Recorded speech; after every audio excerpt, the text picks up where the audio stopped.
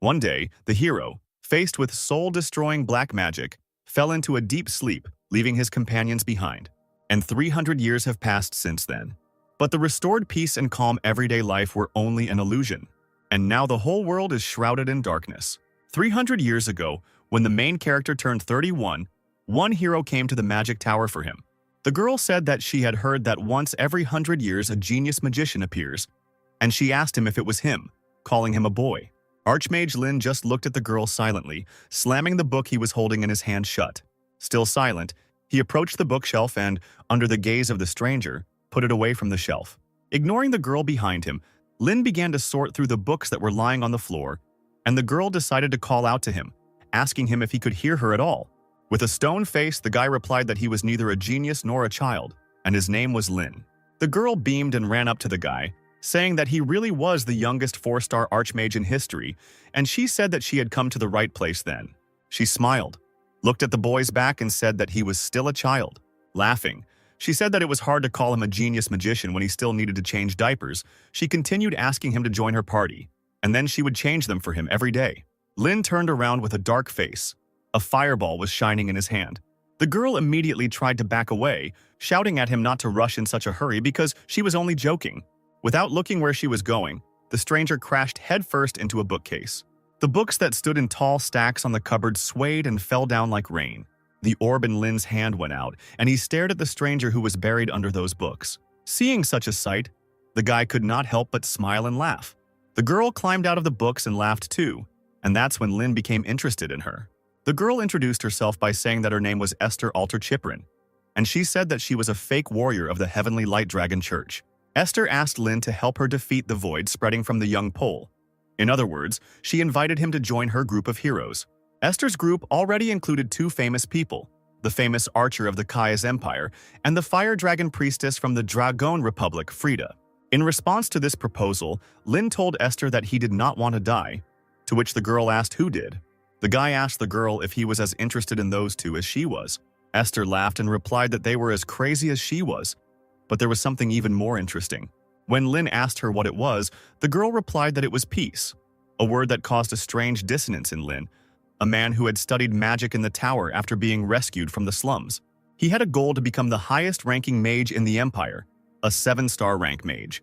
It was said that if you reached the 7th star, you could see the truth of the world. And Lin wanted to reach a dimension where no one had ever stepped before. Living here and reading books about magic for the rest of my life wouldn't be bad. But to reach the 7th star, he needed to know about the world outside the magic tower. However, aimless travel seemed tiresome to him, and he wondered whether he needed it at all.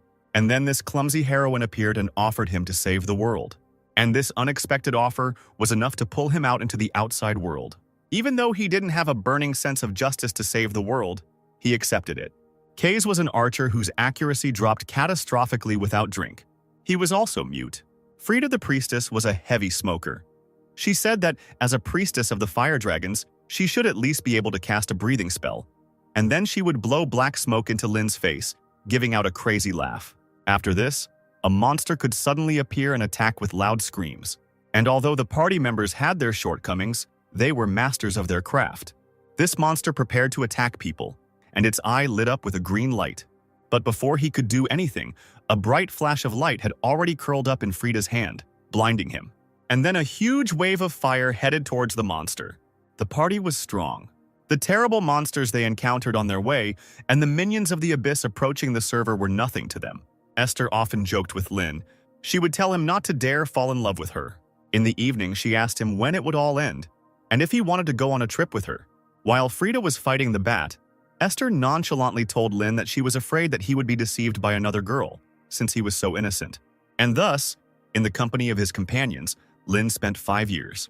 As their journey to save the world from the abyss came to an end, Lin's body began to show signs of erosion. This was the result of 5 years of being attacked by enemies. Before the final battle with the abyss, he was dying, consumed by the poison that poisoned his soul. Kaze stared sullenly at the ground as Esther called out to Lin, urging him to wake up. She asked Frida to do something, but she replied that she could not lift this curse. Tears streamed down Esther's face when she was told it could not be healed. The girl protested and screamed that Lin could not die like that. But Lin muttered that he did not want to die. Esther screamed that she knew. She would find a way, he just had to hold on. Suddenly, Lin began to cough, drops of blood escaping from his mouth as he clutched his clothes tightly. Lifting his jacket, he showed his companions the seal on his chest, telling them not to worry too much. As it turned out, it was the tiny overlord's filter lapel, an immortality spell carved into his heart. It contained magic that would put his body into a dormant state and heal him. Lin muttered a spell, and his body began to be covered in ice. He didn't know how long it would take him to revive, but it was the only option.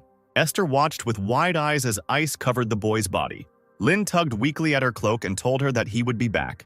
He chuckled and asked her with all his might to win. Smiling, Esther promised that she would do it. She told him that no matter what, they must meet again. Taking his hands, she said with a smile that then the four of them would go see the world. She told him that she would be by his side until he woke up. Lin smiled at her, promising that she would, and the ice had already reached his head. Lin's consciousness was being pulled into the cold grip of death. He felt buoyant and empty, as if he was sinking into a swamp. Finally, he thought about the fact that he still couldn't see the truth from the magical system of the seventh star. Lin sank deeper and deeper into oblivion. Meanwhile, Esther, Kaze, and Frida returned to the fight. Their journey together across the vast world ended here. It ended in front of the army of the Abyss, which rushed forward with terrible screams. All that was left in front of Lin was darkness. But in an instant, he was already tired of floundering in the darkness. Lin opened his eyes. A female voice came from the side asking him if he was okay, and the woman reflected back to him as rain. Turning around at the sound of the voice, Lin immediately addressed her as his mother. Lin's appearance was now different. His hair was black and his eyes were red, and he looked like a teenager. Lin immediately stopped short, thinking about where his mother came from, since he was an orphan, and the woman looked at him questioningly. A bright light shone somewhere to the side and Lin covered his face with his hand, shielding himself from it. Looking around, he realized that he did not recognize these places. Next to him was not a battlefield, but a city and its crowd. The woman asked the boy why he was acting like that and said that it was Heroes' Square in front of the Vatican. The woman continued, saying that there was a monument there in honor of Esther's group. Hearing the familiar name, Lin turned around and saw a statue in front of him. The monument contained the names and dates of life of all the members of Esther's group. Lin asked the woman what year it was, and she simply asked him what was wrong with him. But Lin didn't calm down and asked again what year it was. Exhaling, the woman replied that it was now 1418, according to the Teresian calendar. Hearing this year, Lin's body became cold, and he began to wonder if he had been reborn, or if his memory had been superimposed on someone else's body. He noticed that the feeling in this body was very strange. The memories of Esther's laughter, Kaze's drunken delirium, and Frida's cigarette smoke were still fresh in his mind. But he realized with fear that all this had happened 300 years ago. With a trembling voice, Lin asked if they had won the last battle, but he immediately thought that it was a pointless question. He thought that if they had not won, they would not have had a monument erected to them, and the sky would not have been so peaceful. With a heavy sigh, the woman asked him why he was saying such obvious things. And then she said that they said that now, if you climb the Vatican Tower, you can see the frozen remains of Lord Lin. Lin didn't ask any further questions but answered tensely that he understood. He wondered what it meant that he had taken over someone's body. The woman continued, saying that Lady Esther had remained by Lord Lin's side until she died. She noticed that it was so beautiful and so sad, and then she asked the boy what he thought. Lin, in response to this, laughed, sweating, and the woman asked him why he was laughing because it was a sad story. Remembering his last moments with Esther, he thought it was amazing that she had kept her promise. Lin walked closer to the monument and reached out his hand to the plaque. As soon as he touched her, he pulled his hand back, thinking that someone had not kept their promise after all. Lin burst into tears and said he had not kept his promise. Lin didn't know what the three of them said about him next, but he became a historical figure. The emperor personally erected a monument to him. Many towers of magicians and families of magicians revered him as a saint. And Reina's mother watched her son with excitement. Lost in his thoughts, Lin thought about how these 300 years had left him with only magic. They left him with memories of travels to many places and the faces of his comrades who smiled brightly at him. Now these adventures could be read about in books. Now these memories have become legends. He recalled that Esther had once said that moments become memories when they are shared with someone. So his memories are not yet memories. Until he dies and meets them, they will remain unshared. These are memories he must live with alone, like an unanswered echo. Noticing movement out of the corner of his eye, Lin turned around and saw a cup of tea. Smiling, Lin accepted the cup from Rain's mother. thinking that his friends were gone now, but they had left him this world. Looking at the cup, he thought about what he should do now, and then he remembered Esther again. Lin's eyes widened, and he thought about what else he had to eat and work with. The Holy Human Empire divided the mage class into 7 levels. Eventually, Lin reached the 5-star level of a mage. Only 2 people in the entire history of the empire had reached the 6-star level, known as a sage. Lin thought that, one could say, they had not reached the end of the truth. But Reina's mother waved her hand at him, getting ready to leave. Seeing the outstretched hand, Lin remembered Esther and thought that if he hadn't left with Esther, he would have reached the 6-star level and then grown old and died. But he would regret it all his life. Even if someone could turn back time, he would leave to travel with her again and again. But now Esther is gone. The girl hoped that this world would be filled with laughter. As Lin followed her mother outside, she thought that this world, which they had all desperately defended together, was truly the way she wanted it to be. He remembered again that those who reached the end of magic would be able to see the true face of the world. So in this life, he must become a 7-star magician. Stopping again at the statue of his friends, he thought that in order to escape from this sadness and emptiness, he would try. He remembered Esther with a wide smile and flushed cheeks, calling him to look at the flower. He remembered Frida saying it was too romantic to show such things to a charmless brat. Kays only watched the flowers from the side. Lin then shouted that he would rather read another magic book than look at this. He asked what was so wonderful about this flower field. Lin thought that the people in Esther's group were all equally eccentric, but he really enjoyed traveling with them. Looking up at the sunset sky, Lin in Rain's body said goodbye to his friends with a smile on his face. He thought that now they were left in the past and could not be together. The living, following the flow of time, must move into the future. Lin had a dream where Esther asked him if he ever regretted not having a family, to which the guy replied that he didn't even know his mother. Lin replied that he didn't even know what it was, so he wasn't interested. He grew up in the slums. If the headmaster of the school, Osiris, hadn't noticed his magical talent and taken him in, he would have lived as an orphan and died on the streets. Frida came up from behind and hugged the guy around the neck, saying that he was a poor thing. Lin pushed her away, screaming that even if he had a family, he wouldn't know how to treat them, so he didn't need a family. Esther smiled at him, telling him it wasn't as difficult as he thought. She told him to just cherish them, but Lin took the advice with a grain of salt. Esther smiled brightly, telling him that he was a good child, so everything would work out for him. Lin heard someone call him. He opened his eyes, waking up in Rain's body again. The maid entered the room, bowed, and said that she would prepare breakfast since he was awake. Stretching, Lin walked over to the mirror and looked at his new face. Memories of this spoiled 9-year-old boy's old life returned only 20 days ago. This boy, Rain, is the eldest son of the Ludwig family, one of the 5 great families of magicians. Since Lin himself is an orphan, he had to work hard to adapt to life in a noble family. Lin entered the dining room and was greeted by the maid and Rain's mother. She asked him if he could go and tell his father that breakfast was ready. She said that he would be very glad if he came. Lin smiled, not refusing. A couple of minutes later, he reached his father's office, where he was sitting at the table. Kevin Ludwig noticed his son and asked him if he hadn't had enough sleep. His face had a bad color. Ruffling his son's hair, he noticed that he still looked unwell after the journey. Looking at his father emotionlessly, Lin told him that breakfast was ready. Kevin smiled and removed his hand, saying that this was the only reason he came here. Thanking him, he said that he could go eat first. Lin asked the man if he was not going to have breakfast, to which he looked away at the table. There was a piece of paper with magical seals on the table. Kevin said that the dissertation presentation was next week, so he was in a hurry. The man said that his mind was foggy from eating, so he tried to concentrate and get as much done as he could in the clear morning hours. And looking at the paper, Lin wondered if he was really stuck on this. He asked his father if he wanted him to help him. Kevin asked him if he wanted to support him, to which the boy replied that he wanted to help solve the magic circle. Kevin said that the help was welcome, but his mother would scold him if he was late for breakfast. But Lin didn't listen to him and took the pen.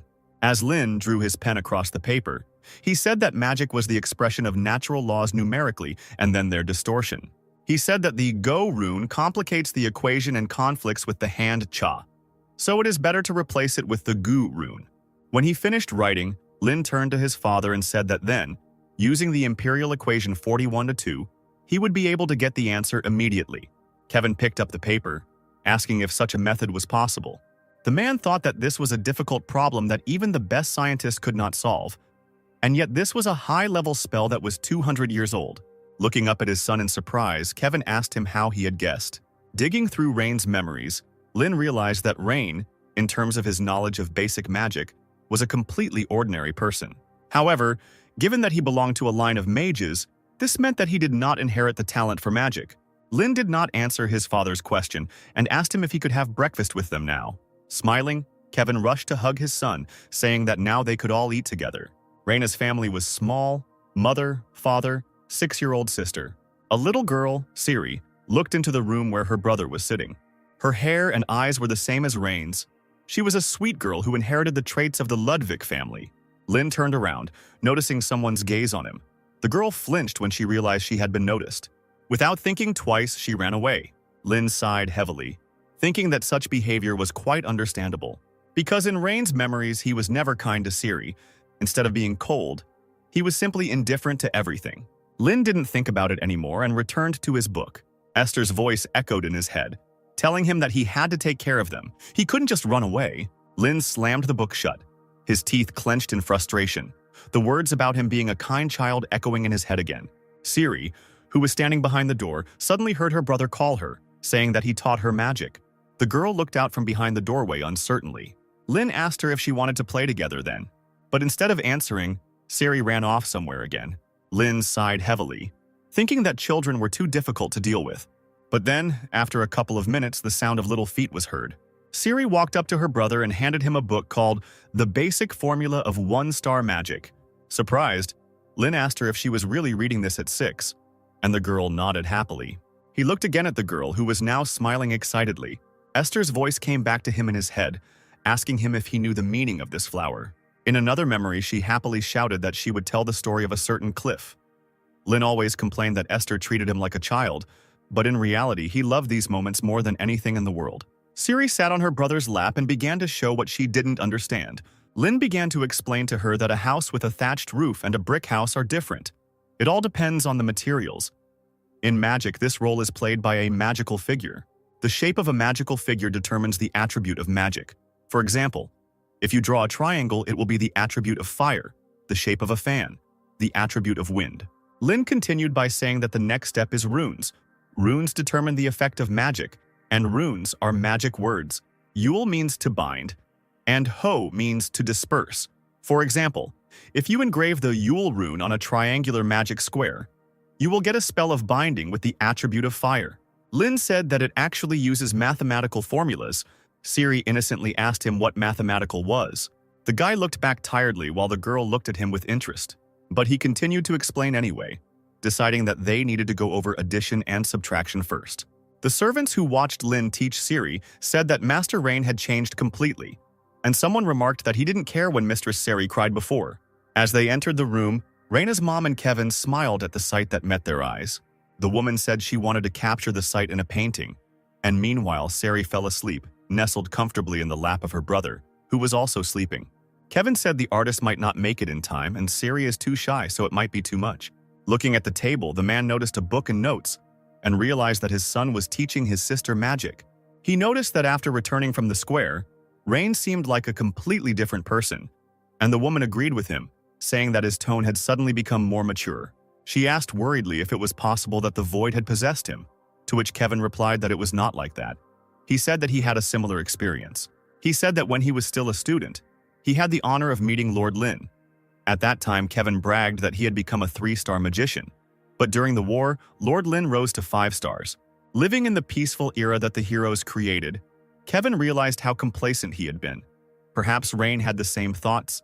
After leaving the room, Rain's mother asked if Lord Lin was really frozen in time. Kevin answered that it was true. He had mastered ice magic perfectly, and that he remained the same as he was at 18 years old. The woman asked him to tell her more, to which the man replied that he didn't know anything else. Scratching his chin, Kevin noticed that the ice contained Lady Esther's magic. He said that only Lord Lin and Lady Hester could have induced her. He said he suspected that this letter turned out to be Esther's bequeathed letter to Lin, because one day he would still wake up. Kevin said he thinks their son is a genius. He said that he, moreover, could reach the level of a sage, because he had solved the magic square, which he himself had been struggling with for more than a year, and he had only looked at it. The woman exclaimed in amazement and asked the man if that was why he had come to breakfast today. Kevin said that was true. and he thought it might be a bit early, but it was time to teach him their family magic. Rain can become a mage thief who reads and steals any magic. This is only allowed to those who belong to the Ludwig family. This magic is only available to their lineage. The man said he wasn't sure if he could teach him, to which his wife asked if it was that difficult. The man replied that everything was fine. He already had an idea. Under a blue sky, a dazzling field of tulips stretches to the horizon. C.S. Tulika. It is a beautiful region famous for its tulips, and a third of its land belongs to the Ludwig family. Rising to a sitting position, Lin said that if you want to develop, you need to set medium-term and long-term goals, especially if it is the path to truth. There is a lot to do to become a 7-star mage. No matter how young you are, there is no time to waste. Lin placed a piece of paper in front of him and said that they needed to call the guide first. Siri appeared behind her brother and asked him what he was doing. The guy muttered that it irritated him so much. Sighing, he nevertheless answered, saying that he was going to call a magic guide. The girl asked again. The guy asked whether he and she should call him. The girl jumped up happily and shouted that she wanted one too. Watching Siri happily spinning around on the grass, Lin thought that she seemed to be enjoying herself. But for a 6-year-old, her speech was a bit clumsy. Could there be something wrong with her? Following this, the guy began to draw on the sheet. Looking at his sister, he said that this was a high-level magic containing 4 different elements, so only a 4-star magician could handle it. There were only 10 of them in the country right now. Lin finished drawing the elements and a bright light shone from the paper. A huge table of light shot into the sky and Sari jumped to her feet, screaming with joy. Suddenly, Lin grabbed his chest. Blood suddenly started flowing from his nose and eyes. He muttered that it was still too much for 4-star magic. He thought that it was good that it was a summoning spell for a guide and not a combat spell. Otherwise, he would have died already. The pillar of light dissolved into thin air. Lin muttered that this body was trash. He began to wipe away his blood with a handkerchief and called Rudian. A blue butterfly appeared and landed on Siri's finger. This butterfly evaluates the user's abilities and determines potential magical power. Lin said that it was Rudian's function to tell her what to study and practice. He said that all the best runes for learning are collected here. It may seem simple, but it is 4-star magic.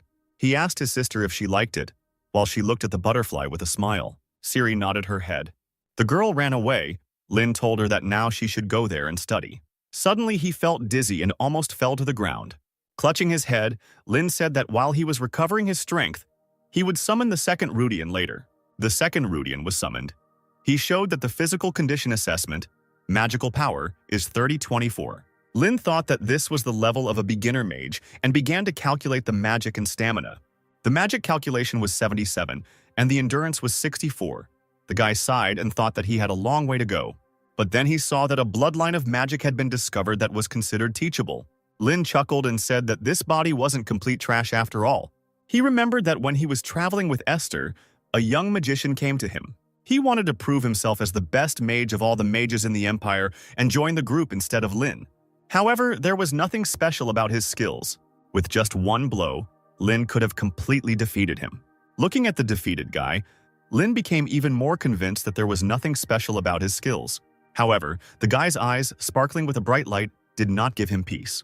Suddenly, the guy stood up and, waving his hand, summoned a huge pillar of light. Lin was able to defend himself and noticed that with those eyes the guy saw all the magic he used. A fight ensued where this guy only counterattacked. Now Lin realized that this was the power of the Ludwig family's bloodline magic. Bel Sidious.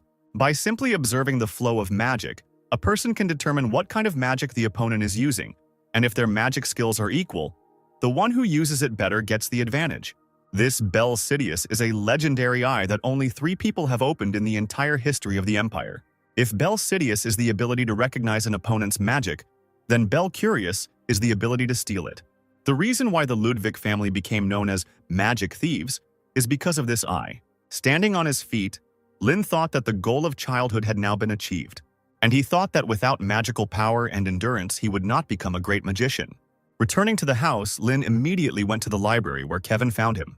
The man asked him if he was interested in the family's lineage of magic. He asked that it was, of course, a bit early, but would he like to try to learn it? Lin replied that he would like to, thinking that it wouldn't hurt to study the theory beforehand. Kevin replied that then from today, Elin would be his mentor, but only while he was at the academy, and when he returned, he would teach him personally. Lin asked again about Elin, trying to search through Rain's memory to find who she was. Nodding, Kevin said that she was a wonderful person, taught at Delayton, had great magical talent, and most of all, she was Aunt Elin, who loved her nephew more than anything in the world. He said that they met her when they were 6 years old and someone came into the library. A girl appeared in the library, frowning and looking ahead. She walked up to Lynn and looked at him intently, and he just moved away from her. Elin snorted in annoyance and asked if the genius professor Elin Ludwig had come personally to train some unloved child. She grabbed the boy by the head and asked him menacingly if he was ready. The girl asked the boy if he knew who she was, to which he replied that she was Aunt Elin.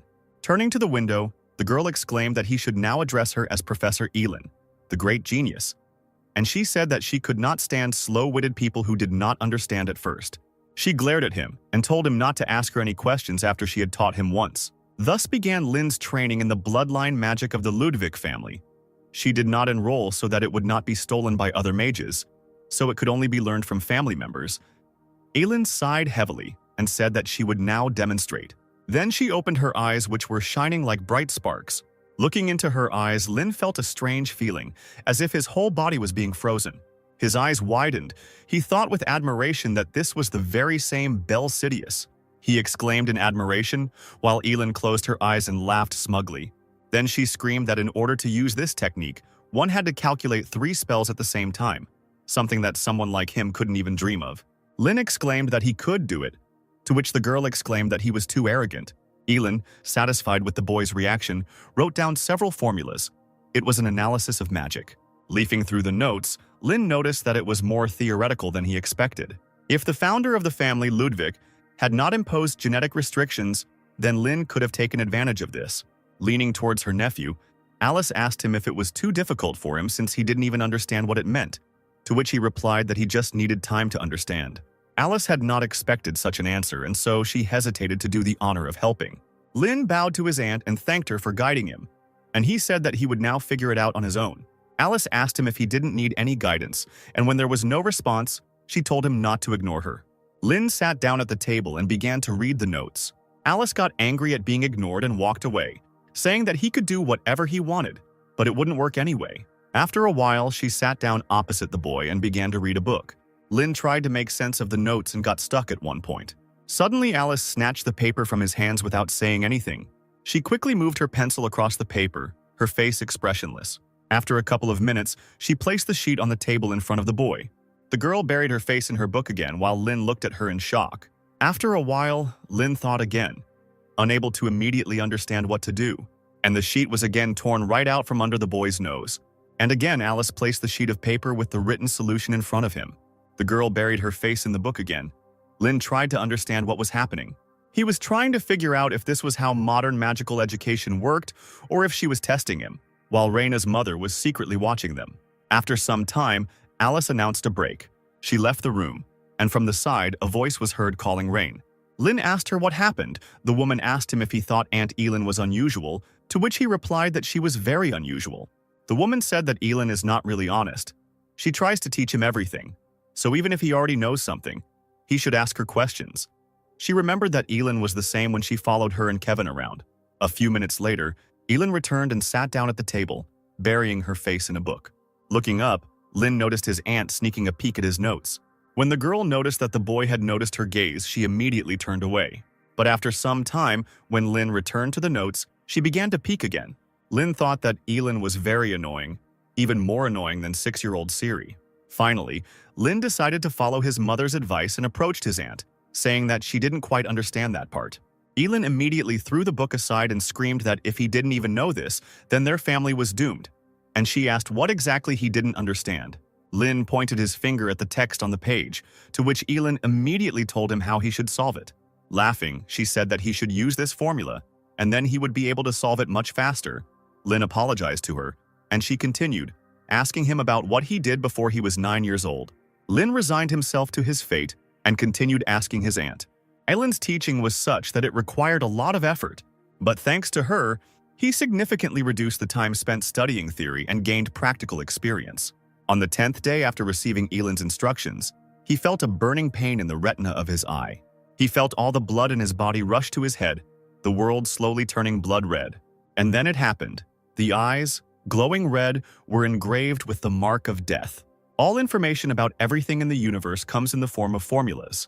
Lin used a fire spell and immediately a fireball appeared on his palm, and on top of it were numbers. Lin thought about what he realized was that in the eyes of the young wizard, all his magic looked like numbers. He said it was really amazing.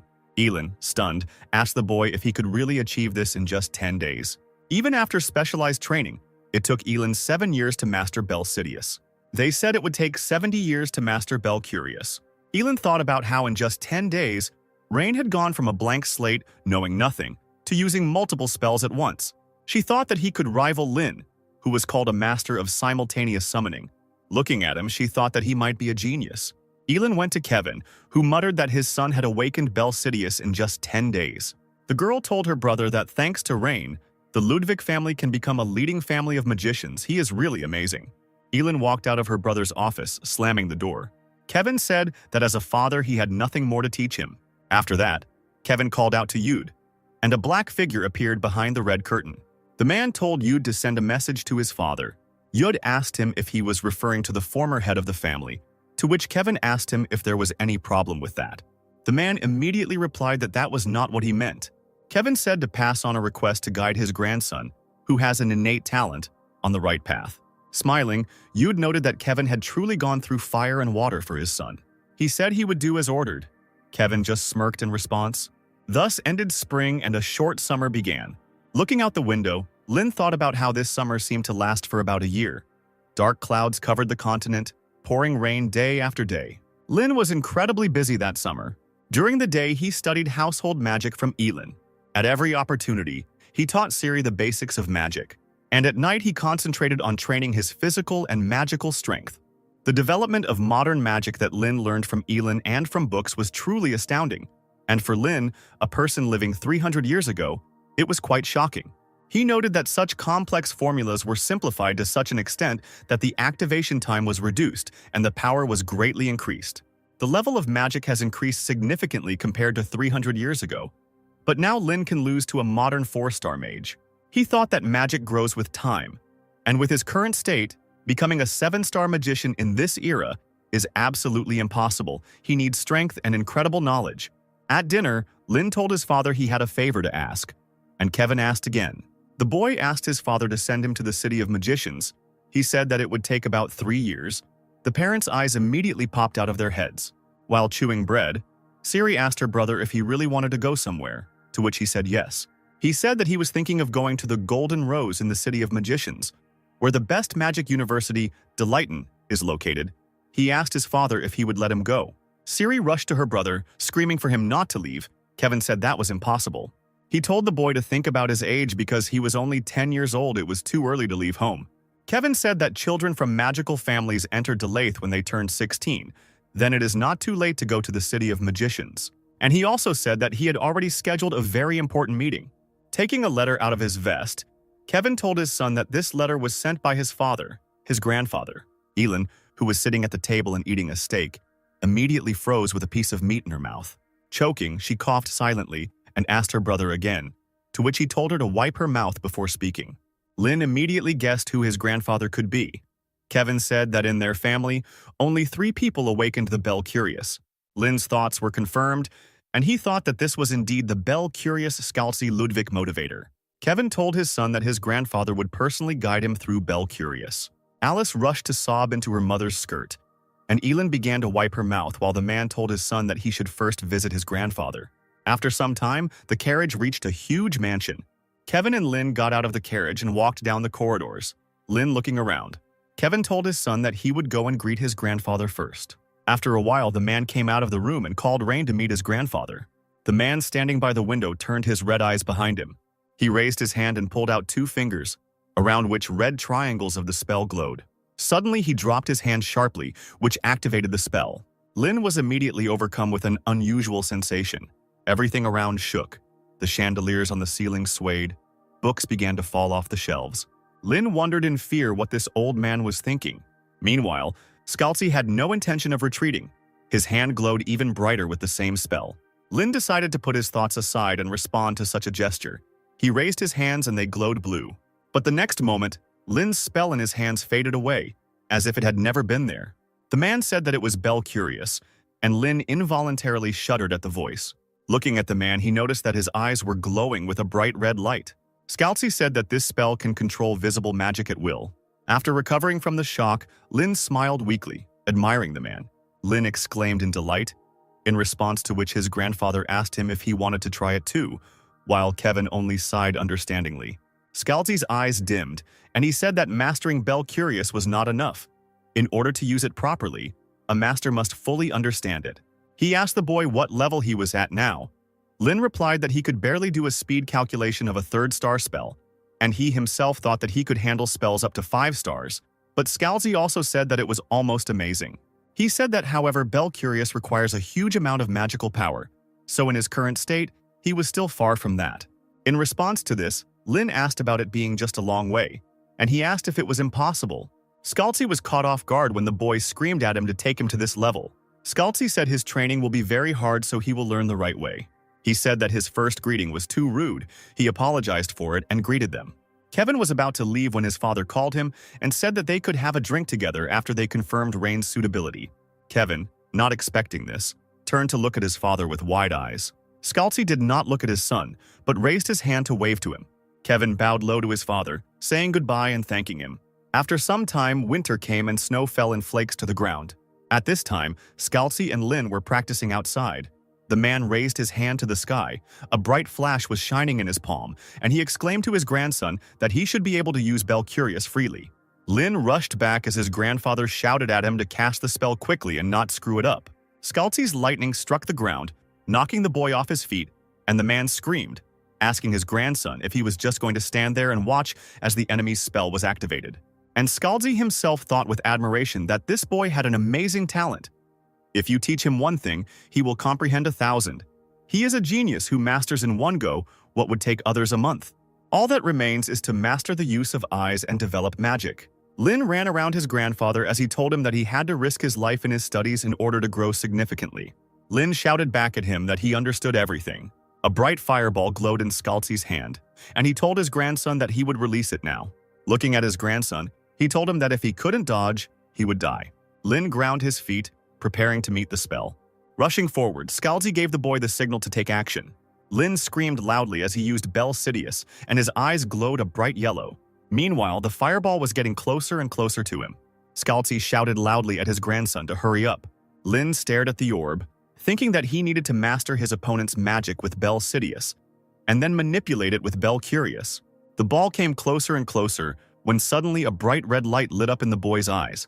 Everything in his eyes began to move in slow motion. The fireball disintegrated into numbers. The grandfather who stood behind turned into a silhouette, covered in numbers. Lin's eyes widened as he realized that he had been able to activate the Bel Curious, the universe being converted into equations and fed directly into his brain. He thought that now he needed to change the formulas for his provision. He held out his hand to begin changing the spell. Information immediately appeared in his head that the array consists of 2 triangles. The designated runic symbol is Rudihin. The range is 23 kilometer, the size is 17 axles. The solution immediately came to his mind, and a moment later the fireball exploded in a bright flash. After finishing casting the spell, Lin began to fall from exhaustion, but Scalzi managed to catch him. Breathing heavily, Lin asked his grandfather if he could do it. Scalzi responded by joyfully exclaiming that everything had worked out. Now all he had to do was strengthen his magical power.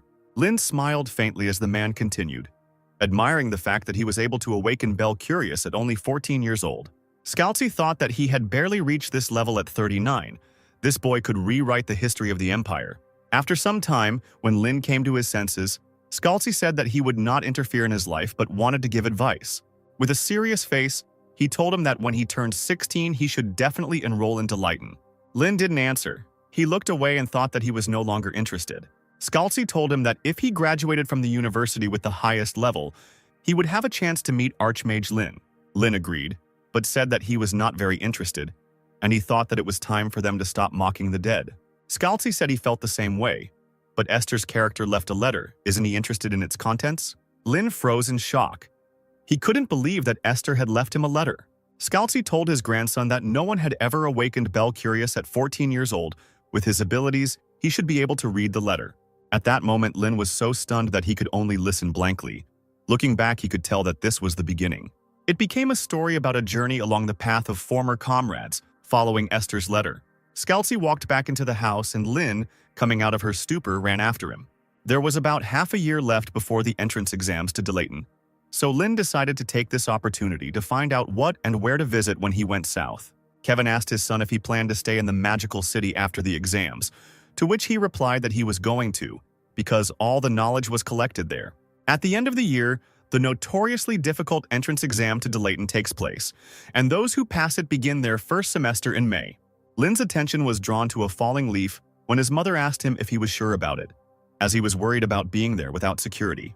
Kevin told her that Rain's skills were exceptional and there would be no danger if he followed the known path.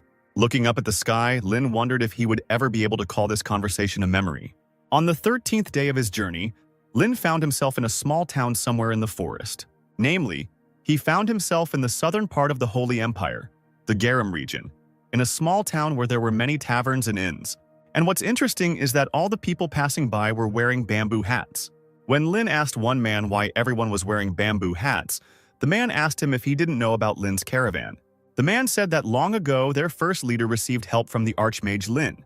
He said that as a sign of gratitude they wear bamboo hats. The guy's attention was drawn to the staff behind the man's back as he continued talking about how this was a trading group with such a great history. Rolling his eyes, Lynn wondered who this first leader was. Maybe he would remember when he heard his name. Lynn asked the man what such respected chickens were doing in such a small town. The man replied that there was a problem on the road leading to the sunlit highway, and ferocious monsters appeared and dozens of people went missing. So they wait for the Lord's forces to come and destroy them. Monsters are creatures whose essence has been distorted by the abyss. They resemble animals but have a much more grotesque appearance and dangerous magical abilities. And no matter how many of them are destroyed, they never disappear. Lynn walked away, thinking that as long as this monster wasn't a top-tier one, he had nothing to worry about. Night fell and Lynn walked through the bamboo forest. Suddenly he noticed that someone was definitely watching him. However, nothing attacked. Perhaps this creature sensed the difference in magical power, like an animal instinct. Lynn thought idly that he could deal with these monsters, but it wasn't his concern. The monster-slaying team will take care of that. Lynn walked on, memories coming back to life in his head. He remembered Esther pointing somewhere on the map, suggesting a route. An irritated Lynn listened to how they wanted to stop by a flower field on the way. Unable to bear it any longer, he shouted, asking them what they were doing. He reminded them that two groups of warriors who had crossed to the continent before them had been destroyed fighting at the front. Because of this, the front line has stalled and they are barely holding on, waiting for help from others. Frida took a drag on her smoke as Esther said that she understood everything. A legion of red and yellow dragons were heading to the battlefield, and all the strong mercenaries had crossed the sea for honor and glory. Lynn exclaimed that they also needed to hurry, to which Esther responded that that was why she was saying that. Because now that all the strong ones were gone, monsters began to run around the continent as if they had been waiting for this moment. Lynn exclaimed that they were at best a C or B level. They didn't have time to deal with such things. Esther told the boy that there are many people in this world who desperately need help. Even in what seems like a trifle, it makes no difference to ask for help. Covering his face with his hand, Lynn remembered Esther's words about how she hoped he would grow up to help people like him. Lynn muttered that even after 300 years they were still annoying. The boy sat down to rest, a spell glowing in his hand. Lynn muttered the words quietly, activating the spell. Our seal in his hand shone even brighter, ready to act. Lynn lowered his hand and the seal entered the ground and rushed forward to find the monster. The guy remained sitting in the depths of the night forest. Finally, after some time, he heard a loud roar in his head and ordered the seal to bring the monster here. Something flashed like a dark shadow above the bamboo, and something heavy fell in front of Lynn. Looking down, he noticed a white monster that was bound by his spell. Lynn frowned and asked if that was what he was calling a threat when the monster started growling at him. Squeezing his hand so that the spell began to squeeze the monster, breaking bones, the boy told him that he had already killed countless of his relatives. The monster began to writhe in pain as his body was squeezed even more. Lynn told him that he would let him go if he promised not to harm people anymore. All he got in response was a roar, and Lynn said he still didn't understand him. Lynn left behind the monster's body, cut into pieces, and he said it didn't help, it was just out of boredom. The border between the central and southern regions of the empire is the Badantio Ridge, and as soon as Lynn stepped onto it, he was immediately attacked by monsters. Lynn thought with irritation at how the insignificant beast dared to look down on him. But suddenly, Instead of the guy's spell, arrows started flying at the monsters. Turning around, Lin noticed two people standing above. The figure and hairstyle of one of them seemed familiar to Lin, so he inadvertently called out to Kaze. The strangers hurried to jump down. Someone asked Lin if he was okay, and the guy smelled alcohol. A young man, who didn't look like Kaze at all, told Lin that monsters often appeared in this place, and he asked him if no one had warned him on the way here. The second stranger also jumped down, asking why anyone had to warn him, and he said smugly that they, the descendants of the Great Palace, guard it. Lin stood frozen in place, just listening to the strangers and thinking that there was no way it could have been Kaze. Scratching his head, he finally said that he didn't know what school they were from, but they helped him, so he was grateful. And he decided to ask them if this was really the Badantio mountain range. After exchanging glances, the strangers suddenly burst out laughing without answering the guy. A little angry, Lin shouted at them, asking what they were laughing at. The second stranger said that so much time had passed since this ridge became Kislanten, and he still called it Badantio. Kislanten means mountain range of the Palace of Kaze. After defeating the Abyss, Kaze seems to have taken root here. The strangers said that they were students of the archery school founded by Kaze. They also said that traditionally this passage is guarded by him, who was recognized by the school director. Watching the drunk guys, Lin couldn't help but laugh, thinking, is drunk archery really the main subject of this school? What did they do to be assigned here? One of the guys put his arm around Lin's shoulders, telling him that he had come at the right time because today was a festival, a day when everyone could drink free alcohol, and he needed to experience the taste of alcohol if he wanted to become an adult. He continued by saying that alcohol was the path to the sun and the moon, to which his companion wearily remarked that he was such a cultured man. The second guy walked away telling his partner that he can't even think about skipping his shift today talking nonsense. They still have to guard this place. To which the first guy asked how they could let this kid go alone. Grabbing Lin by the scruff of the neck, the boy ran away, shouting to his comrade that he would simply take him to the entrance of the village and return. Walking through the forest, the guy said that the road was hidden because of fallen leaves. Although they tried to clean them up, there were endless amounts of them this year. The guy continued to chat, but Lin was no longer listening to him, looking around. Listening to the boy again, he heard him tell him that if he climbed the wooden stairs from here, he would find the training room. He said that if you follow the path you can get to the village, and at the fork there was a stone that looked like a tombstone. Upon reading the name on the stone, Lin immediately felt his heart break into pieces and his hope disappear. The guy asked Lin why he shouldn't make a wish if he was going somewhere. When Lin asked again, the guy asked him if he really didn't know. And then he said that at the tomb of Kaze, people usually make a wish, asking for protection. Not believing his ears, Lin told the guy to stop joking, to which the guy asked why he was joking. With a trembling voice, Lin said that it was strange because tombs were not built in the middle of the road, and this Kaze was a hero. The guy asked him if he really didn't know the history of this tomb, if he was from this country at all. He asked him if he knew that among Caius's comrades was the Archmage Lin. He continued by saying that it was a well-known fact so he should know, but Lin was said to be very shy, which gave the real Lin a shock. The guy said that Kaze believed that Lin would return even after death. They said that if the grave had been in the village, Lin might not have come because he was embarrassed, so Kaze asked to be buried here. Lin remembered his moments with Kaze, how he got angry at his snoring and the smell of alcohol. He remembered how, in the middle of their journey, he taught him various symbols. Kaze loved to ruffle Lin's hair, which only made Lin angry and yell at him to stop. But now the guy involuntarily patted himself on the head. Looking at the stone, he wondered if Kaze knew that this farewell was forever. Lin continued to deny it, thinking that he had promised to return. Kaze appeared before his eyes, but when he turned around, his face began to melt, revealing his skull. Suddenly, Lin turned around and ran away. Like a madman, the guy ran through the forest without paying attention to the road until he tripped. He fell to the ground, but was in no hurry to get up, breathing heavily. As the sun began to set again, Lin reached the cliff and sat down on its edge. He told himself that he had to go back to Kaze's grave and say goodbye. Remembering Frida, he thought that even if it was already late, he had to go and tell her that he was back. Remembering Esther, he thought that he should say that he was sorry. He saw Kaze before his eyes and thought that he should go back and ask for forgiveness. The sun set behind the horizon, but Lin still didn't move from his place. He just lay down on the ground. He recalled how Kaze was able to find an eagle in the sky in pitch darkness. All the guys were wondering how Kaze could aim when he was drunk. When Kaze came down from his drunkenness, his hands began to shake so he could not aim.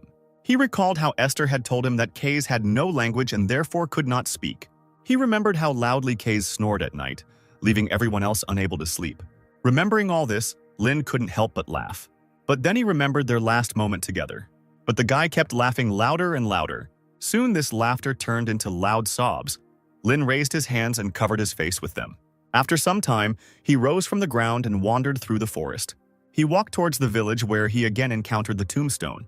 Rustling dry leaves, Lin came closer, a bright red spell shining on his hand.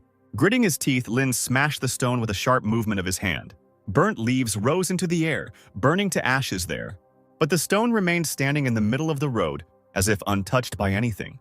The sun set again and Lin turned and walked away, making no more attempts to destroy the stone. He mentally apologized to Case, thinking that it wasn't because he was shy, and all because he lacks courage. He lacks the courage to face them and ask for forgiveness. Without looking back once, Lin walked away, feeling the past recede even further. Autumn in the south was simply amazing. Under such an autumnal summer-autumn sky, a glittering city spread out before Lin. It was the magical city of the Golden Rose, in the center of which the University of Delayton was built. This proud was interesting to Lin from his past life, but he did not live up to his expectations. Everywhere there were shouts from vendors trying to sell books on magic and teaching aids. All sorts of charlatans offered people tools to enhance magic and rare items found in the dungeon. All knowledge passes through the Golden Rose is a phrase that suits the status of this place where everything gathers. Lin sat down next to one of the merchants and asked him how much this item cost. The seller replied that it only cost 10 coins, causing Lin to ask again. Smiling, Lin said that he paid at least 80 coins for it back then. Suddenly, the seller called him, saying that the bell had already rung, which meant the exam would soon begin. Lin hurried to give the money to the seller, almost forgetting why he came to this city. Suddenly, a scream was heard, and a man flew past in front of the guy. People were shouting for someone to catch the thief. The thief ran further through the crowd. Lin thought that the security here was not very good. Turning away, he thought that this was a big city, so the guards should be able to handle it. But then his thoughts were interrupted by the fact that someone crashed into him. Having collided with the guy, the old woman lost her balance and fell to the ground. Lin apologized excitedly and said that he had to go already, he was late.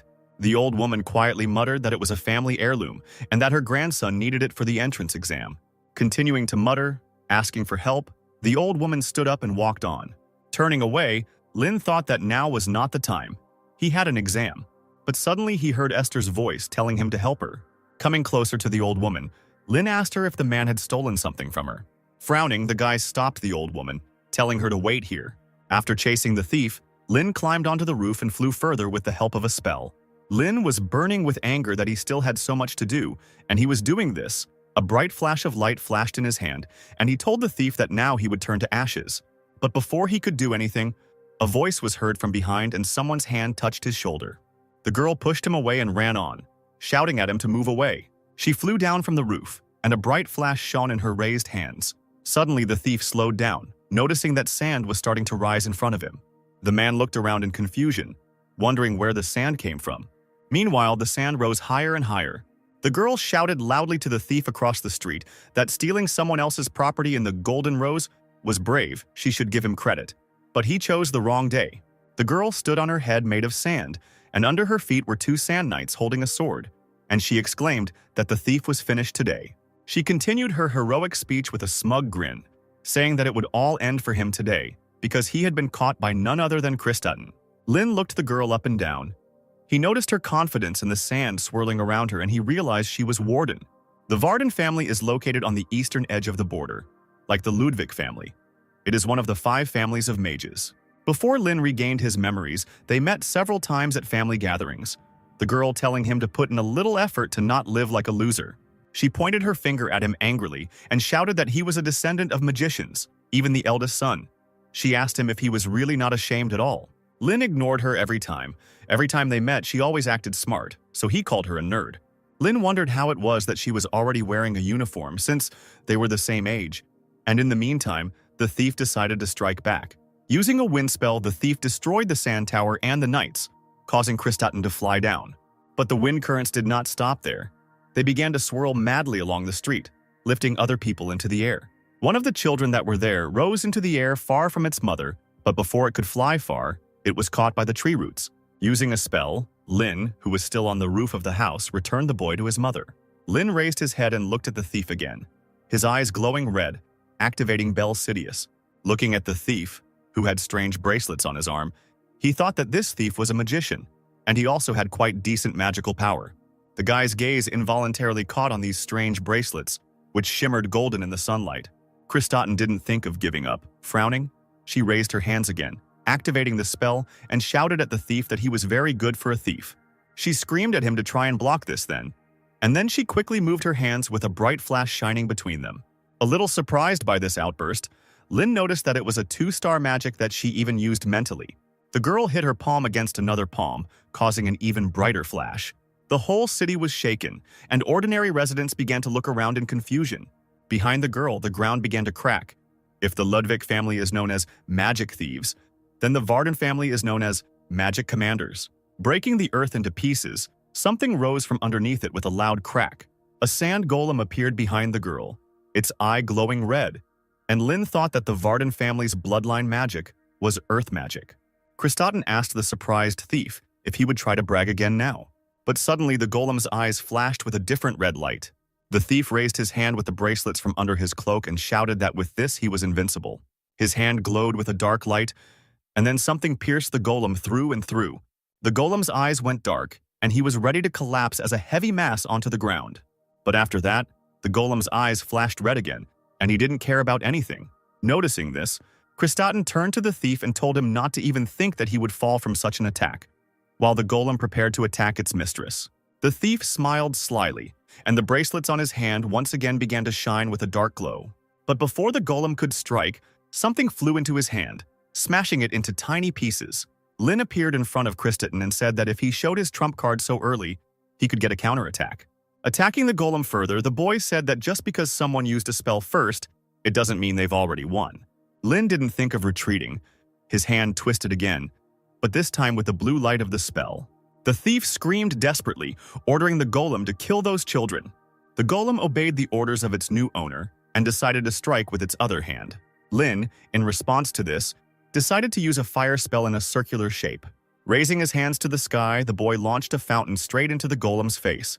Kristaten, who, like Lynn, was soaking wet, asked the guy if he was a water mage. She said that although the water element is the natural enemy of the earth element, her golem does not fall from a 1-star spell. And to confirm this, the golem rose to its feet again, its eyes glowing with a menacing red light. The thief laughed like a madman and asked how they could boast of such a thing.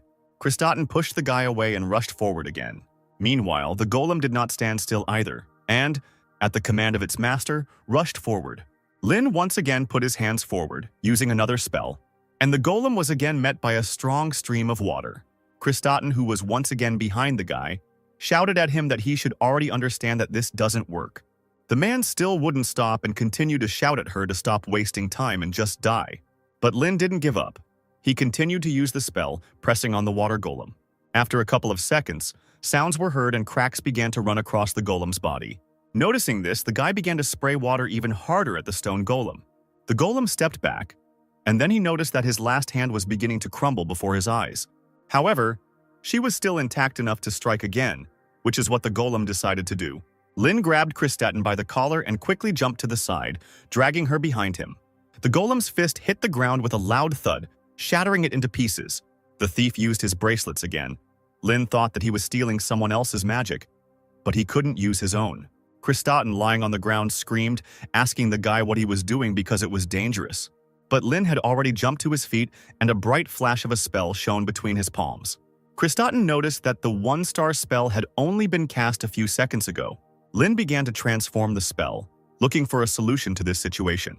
The guy changed the law of the spell. He raised his hands up, and the spell shone even brighter. Lynn released the spell from his hands, and it crawled across the ground, breaking it into pieces. From these cracks, plant roots emerged and wrapped around the golem's body. After a couple of minutes, the golem's body was securely tied and pressed to the ground. One of the roots slid across the golem's face, breaking his red eyes. The golem was neutralized. The thief wanted to rush forward, but roots burst out from under the ground again. Approaching the shackled man, Lynn tore off his bracelet and asked what it was. Taking a closer look, the guy realized that it was an artifact, and it looked interesting. The thief shouted at him to give it back, to which Lynn replied that he had stolen it. The guy thought that stealing control over the enemy's magic was similar to Bel Sidious. There were 2 magic circles engraved on the stone, which meant that he could steal up to 2-star magic. In a panic, the thief asked the boy who he was and how he was able to cast magic so quickly. But Lin didn't answer him and just turned around, walking away and thinking that even if he told him, he wouldn't believe him.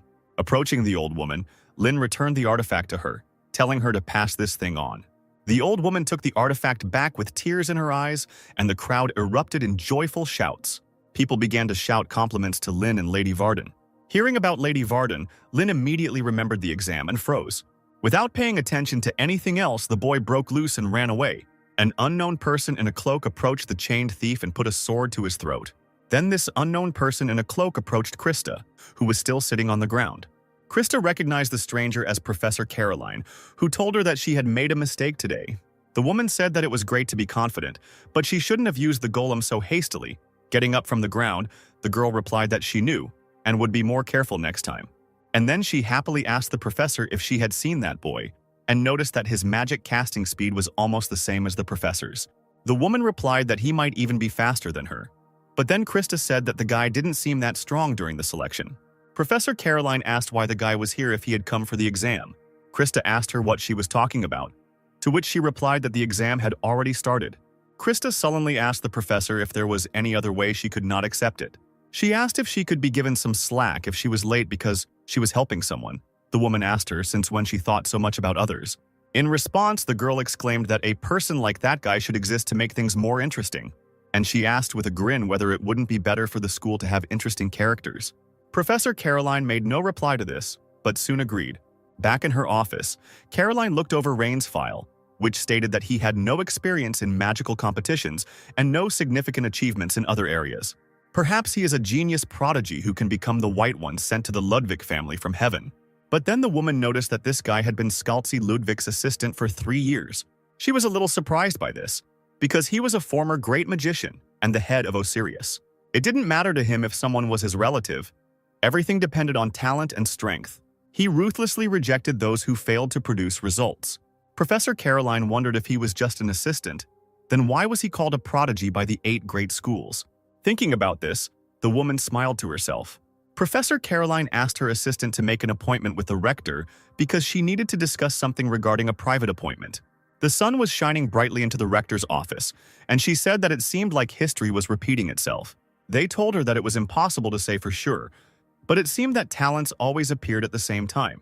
Examples of this could be Hubert from the Racklin School, Lillian from the Rivendell School, Kaiden from the Harimun School, Nora from the Melev School, Logan from the Chehak School. 5 latecomers from 8 major schools were admitted immediately. The Varden family also sent a talented child, but he may have problems.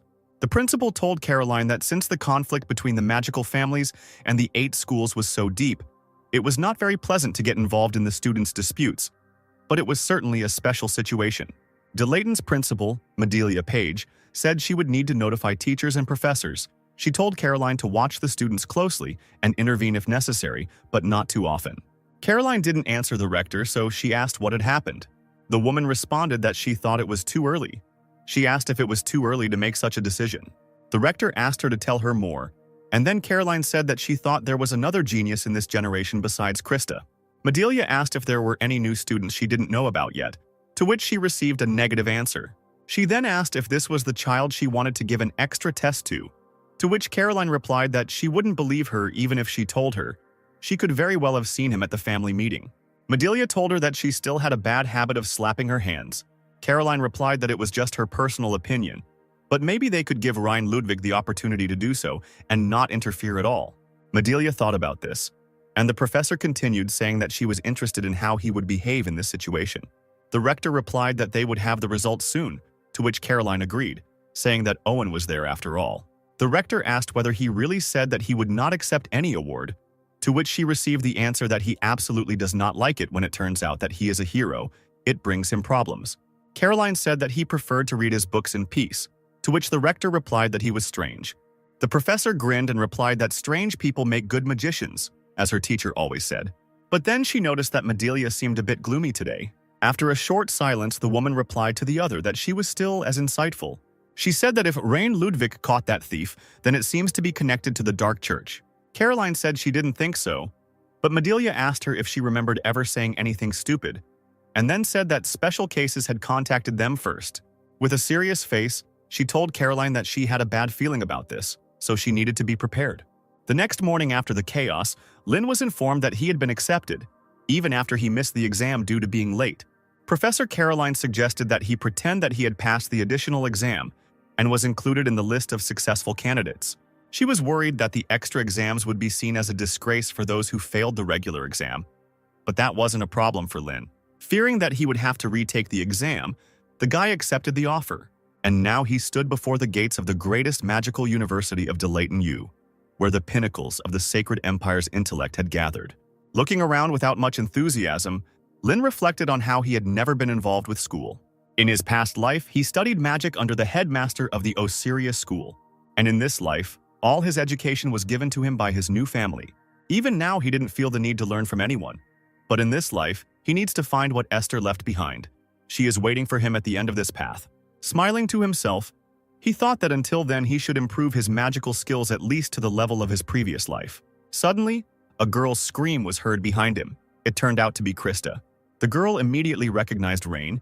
He greeted her, and she shyly responded to the greeting. Krista wanted to thank the guy for helping her, but soon she screamed that she could have done it herself. The girl's scream caused other students to turn around, recognizing the girl as Krista Varden, who was the most popular of her generation. Lynn noted that she was even more popular than he thought, to which she sheepishly replied that there was even a saying, "Anyone in our generation who doesn't know Krista Varden is a spy for the Republic." Krista waved her hand, telling Lynn that he could be happy because he was an opponent she had acknowledged. Lynn scratched his head in annoyance, thinking about how he couldn't stand annoying creatures. And he remembered that there was someone like that in the past. Just like now, in the past, that girl as the number 2 candidate for the post of the next dean, he decided to consider Lynn as a rival. The brat Lynn met in the tower insisted on being treated like a senior since she entered the tower first. Lynn remembered well how boastful she was. Lynn chuckled as he looked at Krista, and she asked him why he was laughing at her. She brought her hand back and began to cast a spell, screaming that if he thought what he saw then was all she could do, he would soon regret it. With a wave of her hand, the girl summoned a sandstorm that filled the entire corridor. Lynn couldn't understand why she was acting like that in a place like this. Krista asked the guy with a grin whether he had already understood what her true abilities were, whether he felt that he wanted to give it his all.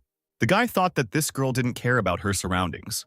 He thought with irritation that she looked like Giselle. Maybe she was her reincarnation, and he decided to put her in her place. But suddenly someone's mocking voice was heard, which said that this was such a dramatic performance. Looking at the girl, he reproachfully noted that on the one hand, she was the best newcomer, and looking at Lynn, he noticed that on the other side was a genius prodigy who had barely passed the additional exam. Coming closer, he said it was like comparing extremes. Krista immediately recognized the guy and named him Hubert.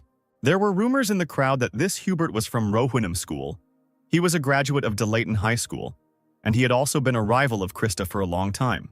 Krista called off the storm, to which Hubert encouraged her to continue as it was great fun, to which the girl responded that the quality of the audience was too low, so it wasn't fun.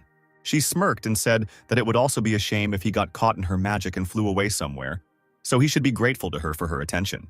Hubert laughed and said that it brought tears to his eyes, and he asked if it wasn't too shameless to open his mouth, when even she couldn't handle it herself. He said that she should know her place or she would regret it. Frowning, Krista said that a finalist shouldn't talk like that, and she asked him why he didn't show what he could do. Hubert noticed that her proud nature had not changed, and he said that she would disgrace her family if she continued to live like that. Hubert's attention turned to Rain, and he said that he was so insignificant that he didn't even notice he was there. Bowing to the boy, Hubert asked him what he, the brilliant young master, was staring at, whether there was something on his face, or whether there was something in his words that bothered him. Lynn tilted his head in boredom and replied that it wasn't so much that he was bothered by it all, but rather that he had a question. Who is this man acting so self-confident? He asked him if he knew how to use magic at all because he had to be able to handle it well in order to fight him. Everyone present was shocked by such a statement and froze in shock. Hubert's eyes widened as he asked the boy what he had just said. Krista couldn't help but laugh out loud. She exclaimed that he was trampled while bragging to the newbie. Hubert glared at her as she continued, saying that if she were in his place, she would be too embarrassed to even show her face. The teacher's voice was heard asking what they were doing there, and then telling them to hurry up and come in. The teacher told Krista, as the freshman representative, to come in and get ready for the oath. Lynn turned away from Hubert and headed into the hall under his gaze. Krista was dragged into the hall, but at the end she called out to Rain. She exclaimed that she would leave everything as it was for now because there was no time, but next time he might not even think about it. They would settle everything properly. The other students looked at Rain and wondered what this meant, since they couldn't even be compared. Someone told them that Krista would actually have a hard time. The student asked him what he meant, to which he replied that the young gentleman was the assistant of Director Scalzi. Soon everyone would see how strong he was. All the first years gathered in the hall, and the 1338th Delayton entrance ceremony began. Krista, as the freshman representative, gave her speech. Lynn listened to all this with boredom, thinking that it would all end as soon as possible. But then, the rector's welcoming speech to the first-year students was announced, and Lynn perked up a little. Madelia walked onto the stage as the host announced her as the best mage in the entire empire. The crowd began to whisper animatedly among themselves. Lynn thought about how she was the greatest mage in the empire, the current head of the Council of Mages, and a direct descendant of the founder of magic, Imitsa Page. When Madelia showed everyone, the guy noticed something in her appearance. As it turned out, he noticed her purple hair, which was a result of genetics. A microphone flew up to Madelia, and she greeted all the freshmen at Delayth and introduced herself again. She congratulated the 233 freshmen gathered there on their admission, but said that half of them would not survive until their second year, either being held back or expelled. The entire hall froze in silence as it listened to the rector's speech. With her hands spread, Madelia continued, saying that of the 117 survivors, about 60 would go on to third year, and only half would graduate, leaving less than 30 graduates each year. The rector said that Delayton was such a place where talents were honed. They would be constantly tested under the guise of polishing to determine if they were raw gems.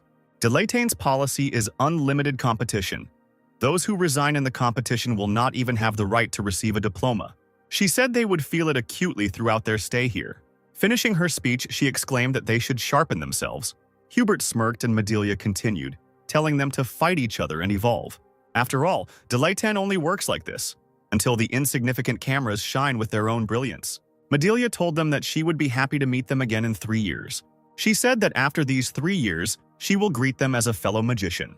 Smiling, she said that only then would she wish them luck. After a while, the crowd began to clap hesitantly. Then the audience burst into joyful shouts and Madelia walked off the stage.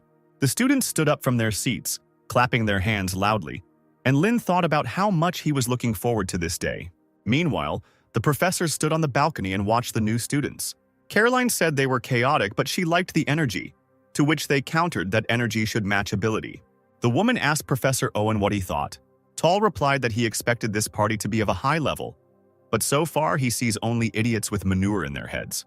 He said menacingly that they were all doomed to failure. The next day, Lynn went to the faculty building, the Hall of the Sleeping Dragon. He noticed that the building was truly majestic. Lynn found his office and went in. There were no people there yet. The guy sat down at a desk by the window and began to sort through his notes. A voice came from the side, saying that they were now classmates, so they should take care of each other. Lynn turned his head with a smile. He froze when he noticed Krista sitting down next to him. The guy covered his face with his hand, and the sky immediately darkened. Krista smugly said that he had the honor of sitting and competing with her, the best student, from the very beginning. A little girl with pink hair appeared from behind Krista and said that this meant she was very happy to sit with him. Krista laughed and said that she was really happy because she would be turning up this guy's arrogant nose from the very beginning. Hubert walked by and said ironically that it was so delightful. He said that the daughter of the Panton family was also watching this performance, and he was very sorry that the lady was behaving rudely, pointing her finger at others. The girl replied that he did not understand. This is actually often Krista's charm. Gertrude Panton grinned and said that even without that she was quite charming, at least more so than someone who was only impressive in appearance. Krista, Gertrude, and Hubert began to exchange barbed remarks which made Lynn's stomach ache. He remembered how Frida had once asked him if he had ever wanted to go to school, to which he had replied no, and the woman had said that was strange. Lynn told her that he was already an elite magician. There was nothing left to teach him at school, to which Frida replied that he was an idiot. And she said that school is not a place to study for academic success, so Lynn asked her, what is the purpose of studying then? Frida replied that there you learn to communicate with people. Looking at the trio, Lynn wondered if Frida was right, and school was the place where they would learn about people like these. The hands on the clock moved closer to the start time of the lesson, and Professor Owen entered the classroom. He walked behind the lectern. Lynn wondered if it was a gorilla, but immediately realized it was the curator. An excited hubbub began again among the students. Noticing the tension, the guy asked Krista who the man was, and the girl told him that he was a professor known for being stingy with grades. Owen looked at all the students with an appraising glance. She noticed that many were yawning, talking among themselves, and in general were not in the mood to study. Covering his face with his hand, Owen made a displeased face. He muttered that he had no motivation at all when he thought about spending a whole year with these pathetic monkeys. Taking a piece of chalk in his hands, he said that they only have manure instead of brains. After asking someone where he was looking while he was talking, he snapped his fingers and sent the chalk flying. The chalk immediately flew into the chin of one of the students, forcibly knocking his head back. Noticing that the students were laughing, Owen raised his voice and said that they didn't know anything. They think that the whole world belongs to her. Since they have come to Delayton, they dream of becoming a court magician of some noble nobleman or living in clover, having built their own tower of magicians. They should cast aside their illusions if they ever become like that. They can call him master, but for now they are just monkeys, barely growing fur, and they still have a whole mountain of things to learn. He asked them if there was anyone from the 8 major schools there, and several students, including Hubert, raised their hands. Owen sighed and said that the worst thing here was them, the idiots from the 8 main schools. He said that the strange mathematical formulas they used in the name of school traditions were simply astounding, so he didn't even expect any contribution from them. They just needed to be left alone. He then asked if there were any noble families of mages, and Krista and Lynn reluctantly raised their hands. Owen told them they were just disgusting. He said that it was all because they were acting all know-it-all and arrogant, and without experiencing any difficulties, he told them to go home and learn to change their clothes on their own first. Lynn thought grimly that their professor was a great ape with an unparalleled talent for rhetoric, perhaps even more suited to the role of a cult leader than a magician. The man said that his task this year was to make them at least useful magicians, even better than monkeys. He sternly said that there was no place for anyone worse than a monkey here. Anyone who couldn't cope would be thrown out, so they should at least try to evolve. There was a deathly silence in the audience. Owen asked them why they weren't answering. Were they not paying attention? Approaching one of the students, he asked him whether he should teach him to answer. Owen asked if he was scary, to which the student quickly replied that he was not scary. Then Owen asked him if he was easygoing. The man announced that they were going to have a test now. He told the students to form teams of 2 with those sitting next to them. Owen said the last team would be eliminated. The students began to talk quietly, not expecting that they would be expelled so easily. Some began to suggest that this was all just to scare them. Owen walked up to the board and began writing the test assignment on it. A few minutes later, a task in the form of a spell appeared on the board. The man said that they were given 20 minutes for everything. From that moment on, they had to solve the problem on the sheets of paper that were in front of them. Those who cannot solve it within this time and those who pass it last will be excluded. A tense silence fell over the audience again. Owen shouted that the exam had already started. The guys actively got to work. Owen exclaimed that even monkeys could handle 2-star spells if they tried. Lynn glanced at Krista, who began to search for a solution, muttering under her breath. The girl told the guy to help her and make the basic formula using matrices, and then find the answer using the cubic function. Hearing about the matrices, Lynn asked her if she was the one who suffered unnecessarily. In response, Krista screamed that he stopped talking and started doing something. Krista's mind was filled with memories of everyone saying that the Varden family was already finished. And all because the eldest and youngest daughters were so disorganized. Krista was given the responsibility, believing that she would definitely be able to restore their family. Krista stubbornly scribbled her pen on the paper, muttering under her breath that she had to become the best at everything. Lynn looked at the girl and thought about the heavy burden she had to bear. Krista asked him irritably why he was looking at her like that. Had he already found the answer from the function?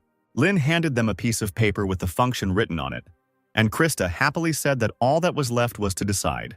But suddenly a strong wind blew, and the girl irritably asked why this was happening right now. Lynn extended his hand, using a spell to stop the interfering wind, and then all the sheets of paper with the solution were torn to shreds. Krista jumped up and screamed in panic. Owen told her to be quiet, and he asked if they couldn't do anything without making noise. After apologizing, Krista sat back down and said in a weak voice that she would have to start all over again. Lynn, noticing something was wrong, activated Bell Sidious. Near the torn sheets, he noticed a stream of magic. Following this stream, Lynn noticed that it was coming from one person, who turned out to be Hubert. The boy thought that the 8 main schools were just playing childish pranks. The Rohirrim school is the school of wind. Their secret art has no sound or color, meaning the magic used is wind manipulation. Lynn was pulled out of his thoughts by Krista's scream. telling him to give her his paper. She told him to rewrite it quickly. Unable to bear it any longer, the girl quickly took the piece of paper from him, asking him what he was doing. She began to write nervously, thinking that there were 8 minutes left, and she already had the solution process in her head. But then Lynn snatched the paper from her hand. Before the girl could ask anything, the guy told her that they wouldn't be able to finish on time using this method. Krista asked him how he could know if he hadn't tried it, to which he replied that she wouldn't understand anyway. The girl looked at the guy with irritation, almost cursing. Lynn told her that the task was doable. It was just that the solution was too difficult for her. And right after that, the guy started to quickly write another solution. After some time, the solution was already completed. Lynn told Krista that she couldn't be a mage if she burned out so easily. He told her to remember that a strong magician must remain calm at all times. And he himself remembered that in the world where he lived, even 8 minutes was not enough. We had to fight fiercely with the enemies, winning every second. The price for a few seconds of delay was not just exclusion, but death. He thought sadly of all the lost people who had died because of his delay. Lynn told Krista that this time he would take the lead and that she just needed to help. He told her not to delay them. Hubert and his partner had already finished the entire task and got up from their desks and went to the professor. Hubert handed Owen the solution sheet and asked him to evaluate it. Owen took the paper and placed it on the table. He raised his hand over it, which glowed with a bright blue light. The spell on the piece of paper activated and it rose into the air, releasing steam. Owen, with the same stone face, noted that all the runes were working fine. Considering that she had done it before everyone else, that was not bad. Hubert smiled and his partner relaxed. But then the man told them not to be so confident because it was not good. Sitting down at his desk, Owen told them that the problem would only take 2 minutes to solve, and so he gave them only a C. Bowing slightly, Hubert said that he couldn't accept it. He said that he had solved it first and his formula was perfect, so why such a low score? He asked what the reason was, to which Owen sternly told him to stop fooling around. Looking at the boy with a piercing gaze, the man told him that he knew better why he had a C. Hubert's partner asked the professor what it meant, and Lynn appeared behind her. Lynn asked the girl to step aside. Other students began to whisper that their answer sheets had also been torn up earlier. The students were surprised that they had already finished. Hubert looked at them in amazement. Lynn handed the paper with the solution to the professor and asked him to evaluate it too. Smiling slightly, Owen exclaimed that they were already finished, and he was delighted to expel these newcomers from the magical family. Lynn said that if someone can't use magic just because the wind blows, they can't call themselves a mage, and Krista handed over a piece of paper. Snatching the paper from the girl's hands, Owen told the boy that he liked his spirit, but it couldn't compare even to his mother's wart. Looking at the solution, the processor noticed that the magic circle was different from what he had proposed. Lynn said that one magic circle is shaped like a fan and the other is drawn as a circle. The professor asked him why he changed it, to which the guy answered him that the rune J works well with water attribute magic. Based on this, he simplified the formula for this rune to work.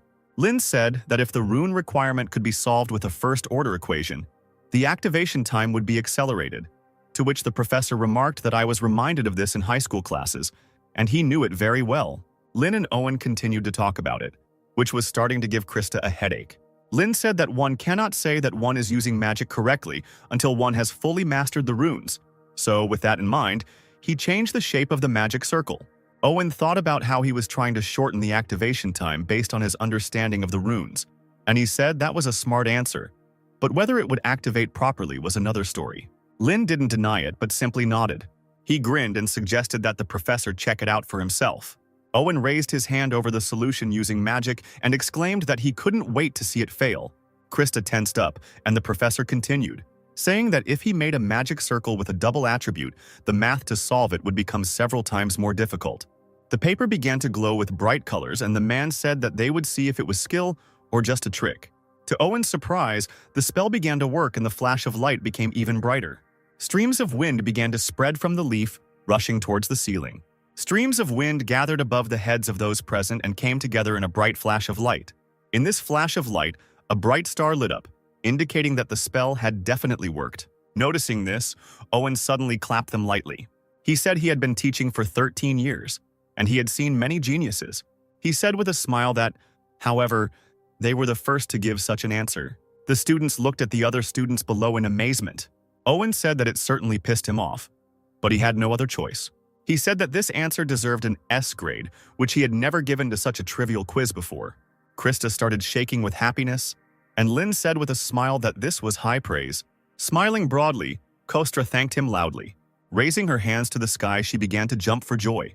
After a couple of minutes of such joy, Owen came up to her and said that they could go back to their seats if they didn't want him to lower their grade. Turning to Hubert and his partner, he told them that they could leave too. The assessment was over. Krista walked past Hubert with a triumphant look. Lin stopped in front of Hubert and stared at him, causing the latter to flinch. Lin's eyes darkened with irritation, and Hubert asked him with a smirk if he had anything to say. Taking up his book again, Owen told them not to make him repeat it unless they wanted to get discipline.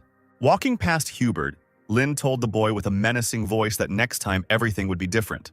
Some students were able to pass the symbol test, however, and then she endured her first lesson, listening to the harsh criticism of Owen's processor.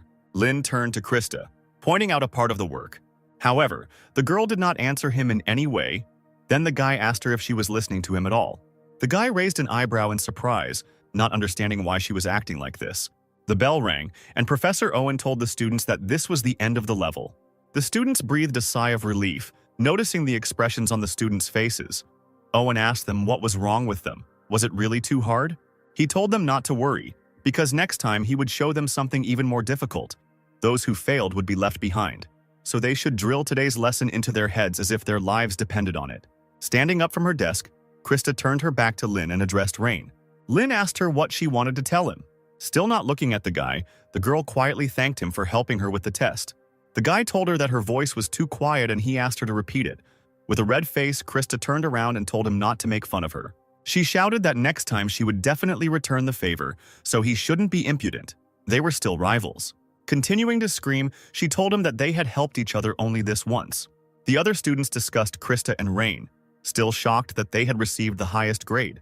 Someone said that it was quite logical that Krista received such a rating, to which the other said that they were in pairs.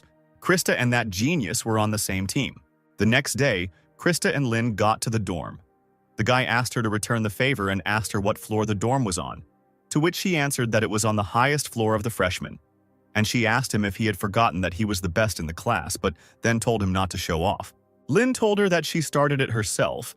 He asked her about whether promises that she cannot fulfill do not seem frivolous to her. Krista walked away in irritation, shouting at the end that she was looking forward to this. Lin entered the dorm when everyone around him started talking about him. Someone recognized him as the son of the Ludwig family, but another immediately stopped his thoughts by saying that he would not get a room next to Krista. The first one answered him that with such skills he would have passed the regular exam, so why take the additional one? Lin, however, made it to his dorm room. Taking out a small piece on a chain, the guy brought it to the door. The pendant lit up and the door began to open. There were bookshelves on either side of the entrance, and Lin noticed that this was a solitary room. In the corner of the room, by the window, there was a table and a chair. Walking up to the table and running his hand over it, Lin said that it reminded him of his time in the Magic Tower. He smiled as he thought about how even in his past life, he had sat in a room like this, focusing only on studying magic. And he immediately remembered his room in the tower, where Esther came for the first time. Lin shook his head, trying to clear the memory. Approaching the bed, the guy fell onto it with all his might. He thought that there was nothing else here except the first lesson, and he wondered if he should instead infiltrate the Vatican and explore its remains. He thought that it would be too difficult to get in there with such a personality and abilities. He raised his hand, on which the spell began to gather.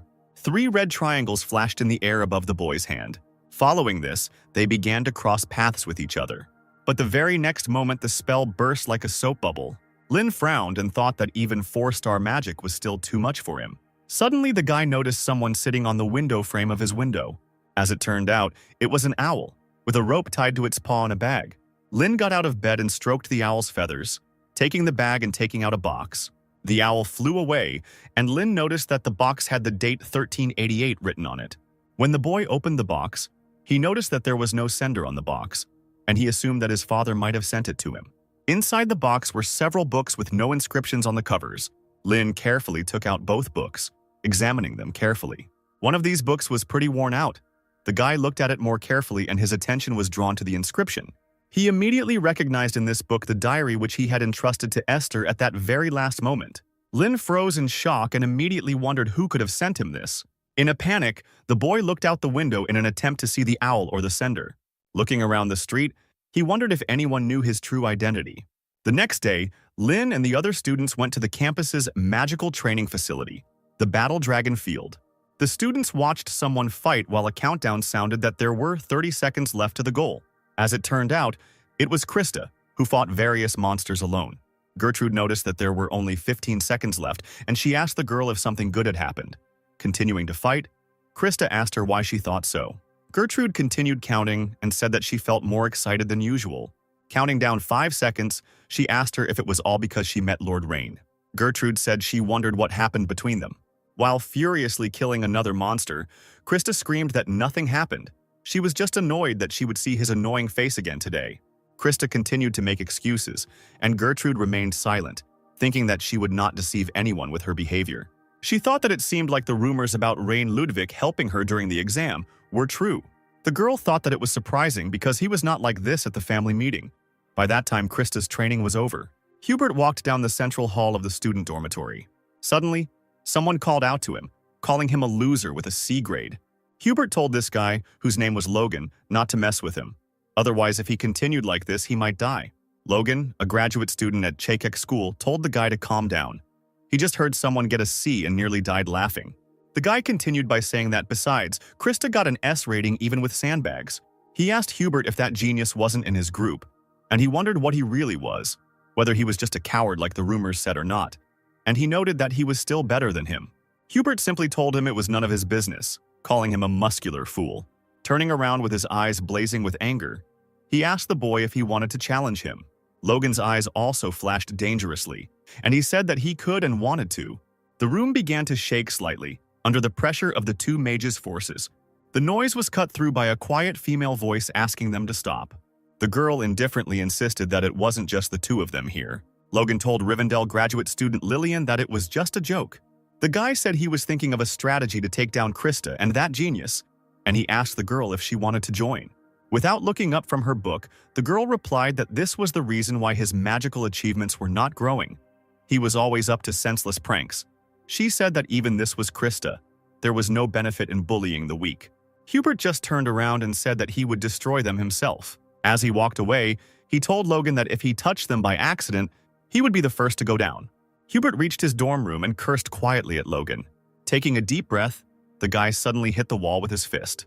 Gritting his teeth, he could not believe that this Rain worked under Professor Scalzi as an assistant, chosen not by blood ties, but by skill. While Hubert was thinking about how Rain couldn't even get a rank, he was sitting in his room reading one of the books from the package. Leafing through the book, he summed up that the first part tells about Lin's life. The second tells about the magic and fighting styles that he used. The guy slammed the book shut and sighed, thinking that this was incomprehensible. He wondered if anyone knew his identity, and even if they did, why they hadn't gotten in touch. Looking at his watch, Lin began to get out of bed to turn off the light before the duty officer arrived. As he approached the switch, his gaze caught on his diary. Thinking of Esther again, Lin couldn't help but pick up the diary. He leafed through it, and suddenly a blue butterfly flew out of the diary. Noticing this, the guy immediately threw the book aside and jumped back. Looking closer, he noticed that it was Rudian, whom he had created in his past life. He frowned as he thought about how this one was twice as big and much darker than before. He thought that even if it was him, how could he have survived for 300 years with whose magical power he managed to do this, and most importantly, for what purpose? The memory of his friends flashed before Lin's eyes again, and Rudian sat on his finger before the boy could react. Rudian informed Lin that his progress in researching the unique magic could be continued, with progress at 37%. And then a whole wall of text flew out of Rudian. After briefly glancing at the text, Lin immediately realized that this was all the things he had researched in his past life to reach the level of a sage. He immediately noticed that all 12 original runes that he had tested in real battles 300 years ago were there. He thought they had all failed, but they made up 37%. He immediately thought that there was no way that a 4-star magician like Rudian would be checking the progress of a 6-star magician. But then he smiled and thought that if this was all true, it meant that he had not made a mistake in his path. The butterfly flew from his hands, and he thought happily that if he continued in the same spirit, he would definitely be able to reach the truth. Lin sat down on the bed, completely oblivious to everything around him, and began to read his research. This sudden hope made him completely forget about the sender of the books. This information disappeared from his head in the blink of an eye. The next day, Lin got up and started getting dressed. Having dressed, He went to the door intending to continue his research again after 300 years. On the way to his destination, he was reading one of the books sent and noticed that it was raining. He noted that unlike the north, where it gets cool during rain, the southern regions remain warm even during rain due to the influence of the Badantio mountain range. The guy went out into the rain and, humming a song, walked on. Lin reached the place and asked about where he could freely practice magic. The girl at the answering machine said that Battlefield was perfect for him, and she asked him why he was wet. According to the head of the dormitory, Battlefield is a place to train powerful magic with a wide range, surrounded by high-level fire magic to prevent and restore damage. Grievances can mindlessly cast spells without caring about the surrounding environment. The headman pointed to the ring and told the boy to use it to enter.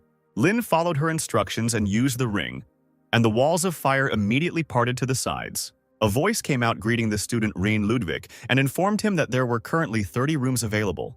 The headman told him to feel free to use them all. Lin walked inside and took the farthest room, room 15. He told the system to give him a stronger target, and half the room lit up with bright light. A green one-eyed monster immediately appeared from the circle of light on the floor. Looking at the monster, Lin noticed that it was at the level of 2-star magic. The boy opened his book, choosing a spell he wanted to try. Closing the book, he decided to start with the rune U, which gives molecules the property of wriggling, thanks to which the flame, if engraved on fire magic, can burn for a long time. Lin decided to get down to business, and a triangular magic circle began to glow above his hand. On this magic circle, he found the rune U. However, the spell did not work, but simply dissolved into thin air. Frowning and putting all his strength into it, the boy noticed that the magic of 1 star was not suitable for this spell. He put his hand forward and 2 magical triangular circles began to shine in front of him. Vigorously waving his other hand, Lin began to engrave the rune again. Triangles with runes quickly rotated in the air. Slamming his fist into his palm, Lin caused the spell to explode. But it didn't end there. The fire turned into small flames that surrounded the monster. Lin watched intently as the lights surrounded the monster. When the monster was already shining with lights, someone in the next room asked what kind of trash magic it was. It was Hubert, and he wondered if this guy couldn't even use the magic of 1 star properly. He thought that the characteristic of flame magic was to be noisy, and since it was so quiet, it seemed like this guy was still in the beginning stages. Turning away, Hubert thought with a smirk that it seemed the rumors that he was Scalzi's assistant were not true. Meanwhile, the monster continued to quietly shine from these lights, but suddenly his whole body began to crack, and then he fell to the ground, dead. With a sigh of relief, Lin noticed that he had barely managed to cope. Looking at the monster with its head smashed like a watermelon, he thought about how the flame with the hand U penetrates the target's body and melts it from the inside. But it took a full 30 seconds to melt the 2-star monster, making Lin wonder if he needed to refine the rune, and then realized that it was a possible problem in mathematical theory. Smiling to himself, he thought that he still had a lot of time to work on this. He thought that no matter how much he messed up, he would always be able to solve this problem. Before, he had never thought that magical research could be so exciting. Sitting down on the floor, he turned to Rudian again. He informed him that the theory of mechanics had been restored and the U rune had been changed. Lin noted that Rudian not only detects magic nearby, but also summarizes and reports on the research conducted during the day. Rudian informed him again about the progress, which had increased by only 0.1% today. Noticing the improvement, the boy wondered whether the mathematical theory had improved or whether the rune had become more perfect. He thought that there might be some sense in such training, but he did not think about it any further because he still had a lot of time. But then a strong gust of wind blew into his face. As it turned out, it was Hubert, who was also practicing his wind magic. Several one-eyed black monsters were flying around him. One of the monsters decided to go on the attack, and Hubert clenched his hand into a fist. And then the wind currents cut the monster into small pieces. The other 2 monsters were knocked down by the wind currents. Hubert quickly turned around and cut the bodies of these monsters with his hand, using magic. Looking at the guy who was shaking off his hand, Lin thought that he was not bad. At least it turned out well. Hubert continued training and Lin continued to watch him and noticed that something was wrong. The next day, Lin headed back to the classroom for class, where they were taught the procedure needed to cast magic. This procedure was divided into 3 parts. The first was the creation of a magic circle, the second was the engraving of the rune, and the third was mathematical calculations. Owen said that among them, many magicians have difficulty with the 3rd stage. Mathematical calculations, if at any of the stages an error in calculations is made, then a catastrophe will occur. He said that in order to prevent them from turning to coal or shattering into pieces, the magician Lin created a mathematical formula known as the Lin discriminant.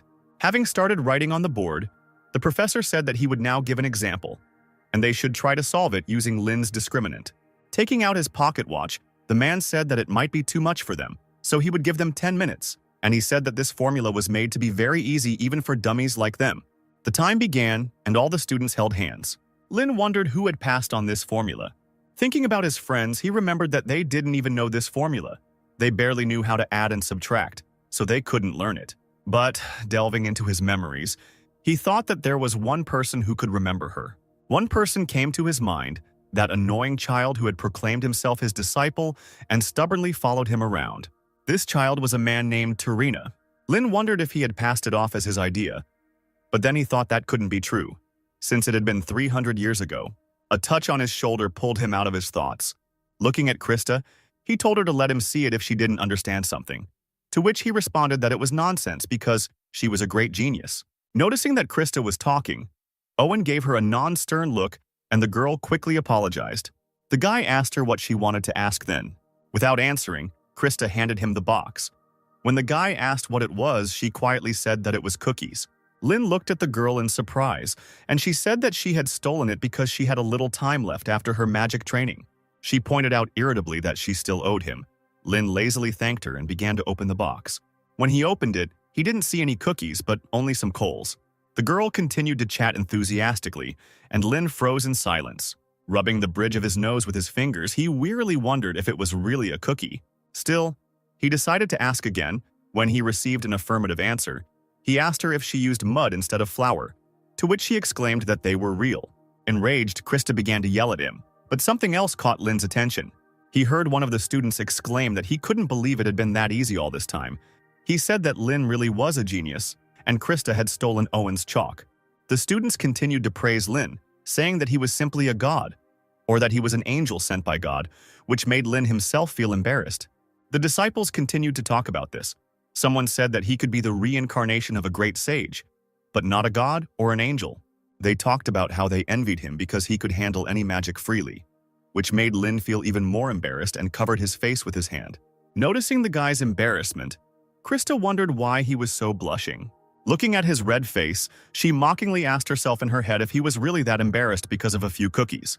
She continued to smile, thinking about this proud boy being embarrassed because of the cookies. And in the meantime, Owen approached her with a threatening look. He sternly told her that for a monkey who does nothing in class, she knows how to protect herself. He asked her if she was interested in attending special classes. Krista wanted to justify herself, but she didn't have time. Owen announced the end of time and told everyone to hand in their answers. The fourth period of study was attending classes. Lin and Krista came out of the class and the girl asked him about what club he was going to join. Krista, without waiting for an answer, said that she would definitely join the Magic Volleyball Club because the descendants of the Magic family are obliged to maintain dignity while playing volleyball. Lin asked her again without interest. He asked her about the connection between volleyball and dignity. Krista didn't know what to answer, and so she started screaming, asking him why he was asking her something just to cut her off. He told her to take her time and look around, and he said goodbye to her. Krista ran after him. There are various clubs in Dilaton designed for the exchange of experiences and competitions between students, and they were created for this purpose. This is how the Combat Magic Club and the Fire Attribute Magic Club were created. A Festival Magic Club was even created. Clubs are created by students with common goals or motivations and receive funding for their activities after approval by a faculty advisor. This gives everyone the opportunity to dedicate themselves to research outside of classes. Lin thought that there were a lot of great places here, so he should look around. And he noticed with irritation that because of Krista, who was following him closely, he could not concentrate.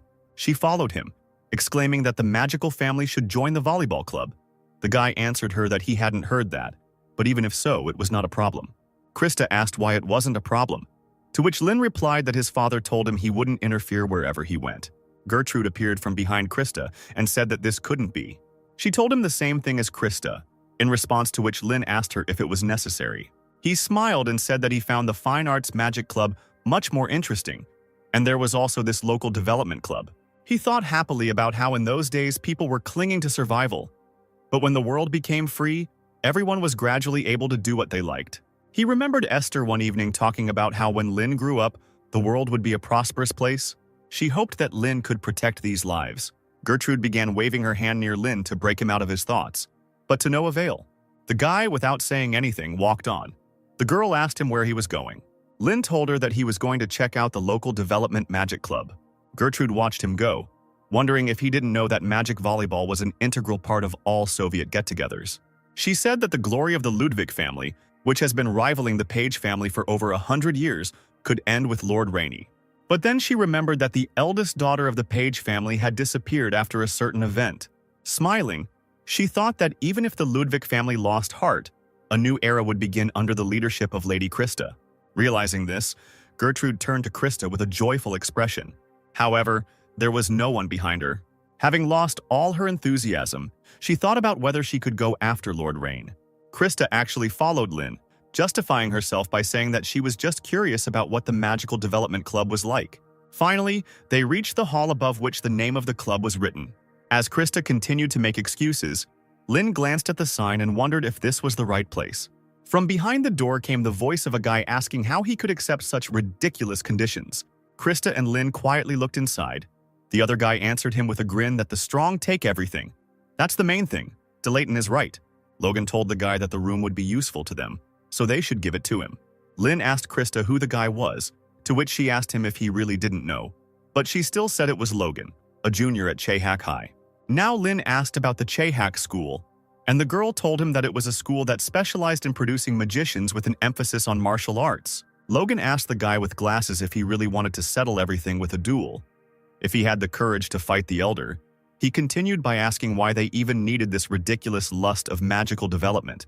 While the other students leaned on the couple in the doorway, Krista said that this happened often, because a club needed a room to run its activities. Logan continued to say something to the guy with glasses, and the girl continued, saying that sometimes there are no free rooms and you have to take the premises of another club. Lynn asked her if it could be solved with a magical duel, to which she replied in the affirmative. She said that this was the clearest and most convincing method. She asked the guy if he wanted to join. Lynn walked away saying it was too annoying, and the guy with glasses exclaimed that 8 schools didn't realize it. But learning math or academic success wasn't the only reason magic existed. Logan mockingly asked him what else she needed it for, to which the guy replied that it was true that academic achievements led to the development of magic. He continued by exclaiming that agriculture and aid were areas where magic was not used. He exclaimed that if they could find a way to use magic, it would easily solve problems like poverty. Pointing his finger at Logan, he shouted at him that the seniors had created this club to make this happen. He shouted that he thinks about people who are having a hard time every day, and therefore he absolutely cannot give up this club. Logan just laughed, saying that if it were possible, the archmages and sages would have done it already. Suddenly, he came closer and grabbed the guy with glasses by the collar. Lifting him off the floor, he said that he couldn't even hold the club against a rookie, so it was all useless. He mockingly asked the guy if these seniors had produced any results. He asked if he really believed that such pathetic research, left behind by these insignificant people, could change the world. Logan told the guy that he didn't even dare fight with magic, so it should be nothing. And he asked why he wouldn't help the person in front of him rather than some stranger. Clinging to Logan's arm, the boy replied that he couldn't do that. Logan noticed that he couldn't open his eyes properly. He asked him if he had just woken up.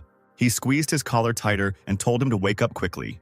Logan began to swing his arm to throw the guy, shouting that he would help him wake up now. But suddenly a flash of lightning flew into his hand, causing him to unclench his fist. The guy fell to the floor, entering the room. Lynn asked Logan why he didn't have a magical duel with him. Looking at the guy, he asked him who he was. Lynn replied that he was a new member of the club, his finger still emitting smoke. Rudian in the room was still reporting that the process of researching the unique magic in the surrounding space could be continued. Now the progress was almost 38%. Magic did indeed open up many possibilities, but there were still many things that magicians could not do. In the past, Lynn was able to create an oasis in the middle of the desert, which means there is an opportunity to help travelers looking for water. Esther turned around and asked Lynn if she could ask a question. Then she asked him if he could create spells after this journey that everyone could learn and use easily. Esther wanted these spells to help people in trouble and make their lives a little easier. Remembering Esther's request, Lynn glared at Logan. Logan mockingly asked him if he really wanted to join here. Behind the guy, Logan noticed Krista, and he also noticed the guy's red eyes. Turning away from the bespectacled boy, Logan apologized for speaking his thoughts out loud and said that as a student of one of the 8 great schools, he was on his way to greet the noble Lord Rain when he encountered him. As he got closer, he noticed that he had just mentioned a magical duel. With a threatening look, he asked him if he had made a mistake. Frowning, Lin answered him that he heard correctly. He asked him about why they didn't have a duel since he wanted to fight so much. Laughing, Logan asked him if he seriously thought he could beat someone like him. Lin just laughed in response and asked him if he was really afraid. Maybe he should give in. He asked him what if he didn't use combat magic. Logan's eyes widened in surprise, and Lin asked him if that would be enough for him, or if he could only use the 3 spells that the club had developed. Logan looked dumbfounded and asked him if he was serious. Still with that same carefree grin, Lin replied that he didn't think he would lose. Logan just laughed, saying it was a total failure. Covering his mouth with his hand, he said it takes 3 days to approve membership. He said that it was therefore just a personal challenge, and Lin told him to get to the point. Logan replied that if he lost, he would surrender, and he would drive out all the troublemakers himself. But if he wins, Lord Rain will apply for expulsion from Delatane. Laughing, he said that the reason would be that he felt an insurmountable barrier after meeting Logan. Krista, unable to bear it, slammed the door. Frowning, she told him to stop joking and just stop trying to take the premises. Logan told her that outsiders should shut up. Lin agreed with him and told her to stay out of it. Krista asked him if he understood what was going on, to which he said that there was nothing to understand. He was going to win anyway. He told Logan to choose the time and date himself. Laughing, Logan asked him again if he accepted the terms. Walking past the guy, Logan said that he would invite the professor as a judge. Passing by Krista, he said that they would not delay and would meet today at 6 o'clock at the Dragon's Blood Arena. Turning around, he said with a threatening look that they would see each other there. As he walked past the students in the hallway, Logan muttered smugly that they had caught a really big fish this time, so the seniors would be pleased. He told himself that it would be a fantastic day. Krista was still standing at the door, and she asked Rain if he had forgotten his position here in order to participate in a magical duel. While leafing through the book, Lin asked her if it was because he was a freshman, to which the girl told him not to joke. Noticing that the guy was not paying attention to her, she turned around and walked away, telling him to do whatever he wanted. Lin looked after her and wondered why she was so angry. Getting up from the floor, the guy with glasses told Lin that what he did was something logically incomprehensible. The descendants of a magical family never engage in magical duels. Lin noticed a ring with a dragon with spread wings on the guy's hand, and realized that he was already a second year. Lin asked the guy why this was so. He replied that it was because you had too much to lose compared to what you gained. He said that he was more puzzled than grateful, and he asked why he had helped him. The guy replied that he wasn't going to help, but you could say it was for the task. The guy with glasses said that he was grateful anyway, but it seemed like he was underestimating Logan. Lin asked him if he was really that impressive. The guy replied that he was a king-type mage, and was especially strong against general mages who specialized in long-range magic. Moreover, thanks to his strong physical abilities and character, he has already participated in several duels and won more than 90%. Sitting down on the table, he told Rain that he had embarked on a very reckless adventure, all because he had spoken carelessly. He went on to say that he may have exaggerated when he argued with Logan. It is not such a great club. While wiping his glasses, he said that he grew up in a village, and that the villagers collected money for his education here, and he decided to repay them in his own small way to make the village better. That's why he joined this club and started studying magic. But things didn't go as planned. Over time, the anxiety and worry only increased. But he continued to cling to it for his own personal reasons, but he never achieved anything. He asked Lin if it was really a shame. Laughing, the guy with glasses said that it was simply the will of God that he drop everything and take part in this duel himself. But Lin asked him what was pathetic about it. He said that he had agreed to this duel himself, and he asked if he could borrow some books related to the club's magic to look through. Taking the books, Lin walked away, saying that he would return them when the duel was over. The guy with glasses called out to him. Suddenly, Lin asked him if he knew why Archmage Lin started practicing magic. He himself answered by saying that he started it to survive, and everyone starts for personal reasons. Lin walked down the hallway to the sound of other students sniffing, wondering if the rumors had already spread. Catching glances at himself, he thought that this was more than expected.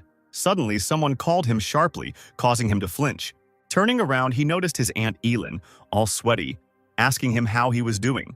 Before Lin could respond, Elin ran up to him and punched him in the chin.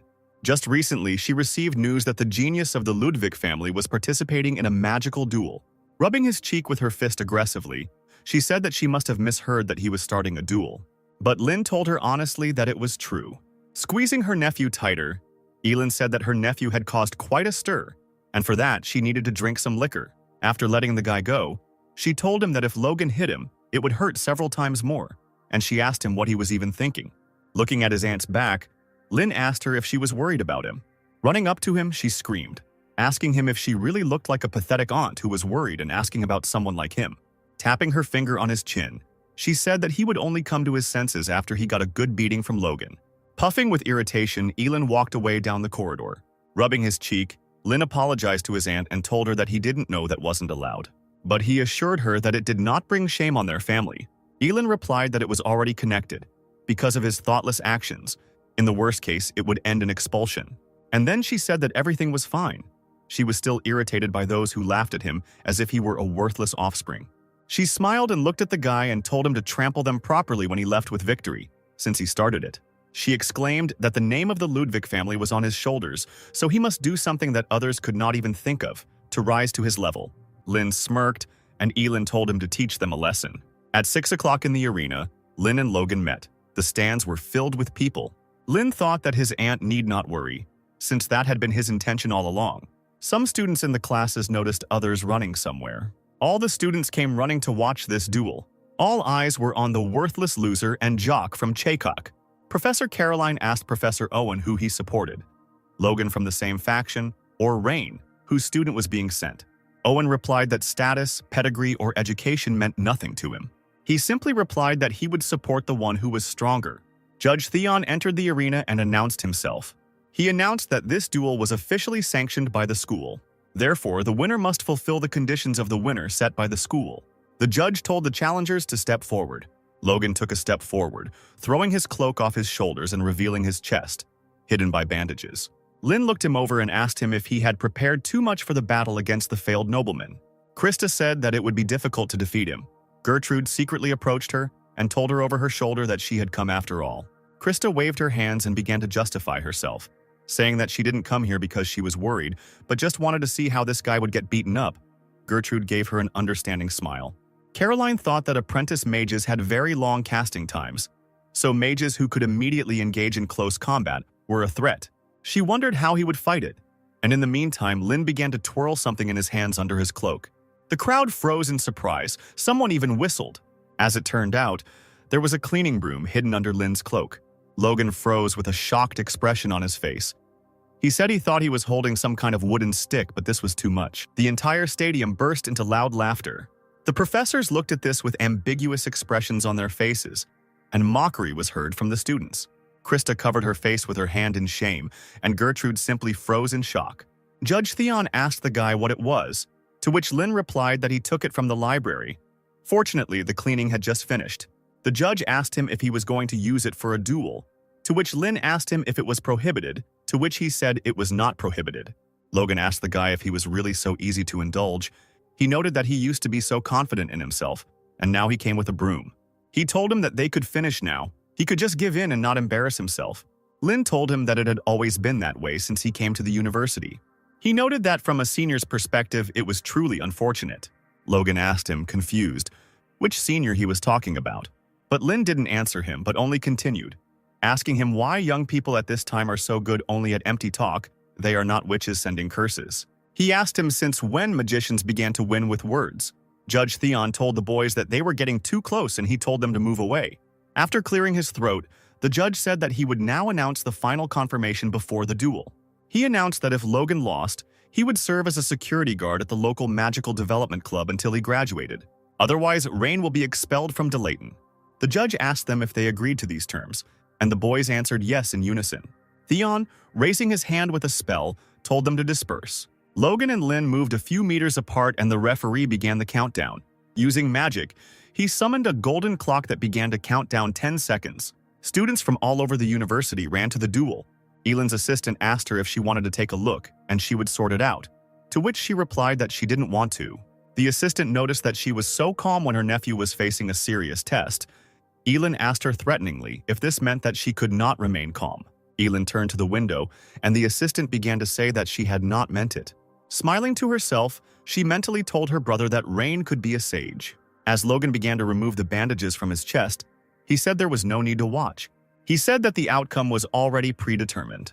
10 seconds passed and Logan ripped off his bandages, telling his opponent to watch carefully. He shouted at him that once he was expelled, he would no longer have the opportunity to see it. Waving his hand, Logan cast a spell on the mark on his chest and exclaimed that this was the secret technique of the Chehak school, strengthening the body. Gertrude noticed that he seemed to be going to finish it in one go. The mark on Logan's body glowed green, and that green light began to flow through his veins. Noticing the speed of the spell's activation, Hubert thought that a small mistake could lead to broken bones or ruptured internal organs. Caroline thought that it was no wonder that Logan was considered one of the great graduates of Chehak school. Lin gripped his broom tighter. Lin closed his eyes and exhaled, collecting his thoughts. Logan's eyes turned red from the strain, and he exclaimed that he would finish this in 10 seconds. Lin continued to stand in place, and Logan jumped up and rushed forward. Lin stood there with his eyes closed, even as his opponent came very close to him.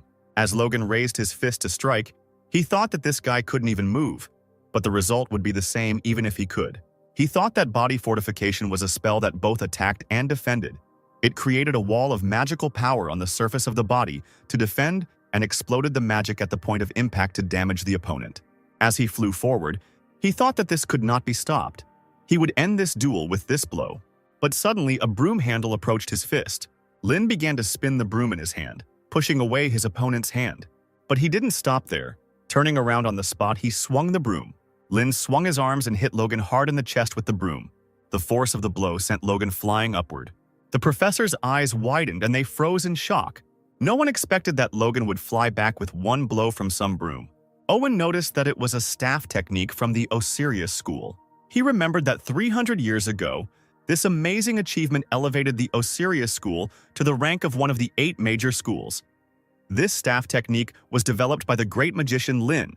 He thought that even mages needed strength to engage in close combat.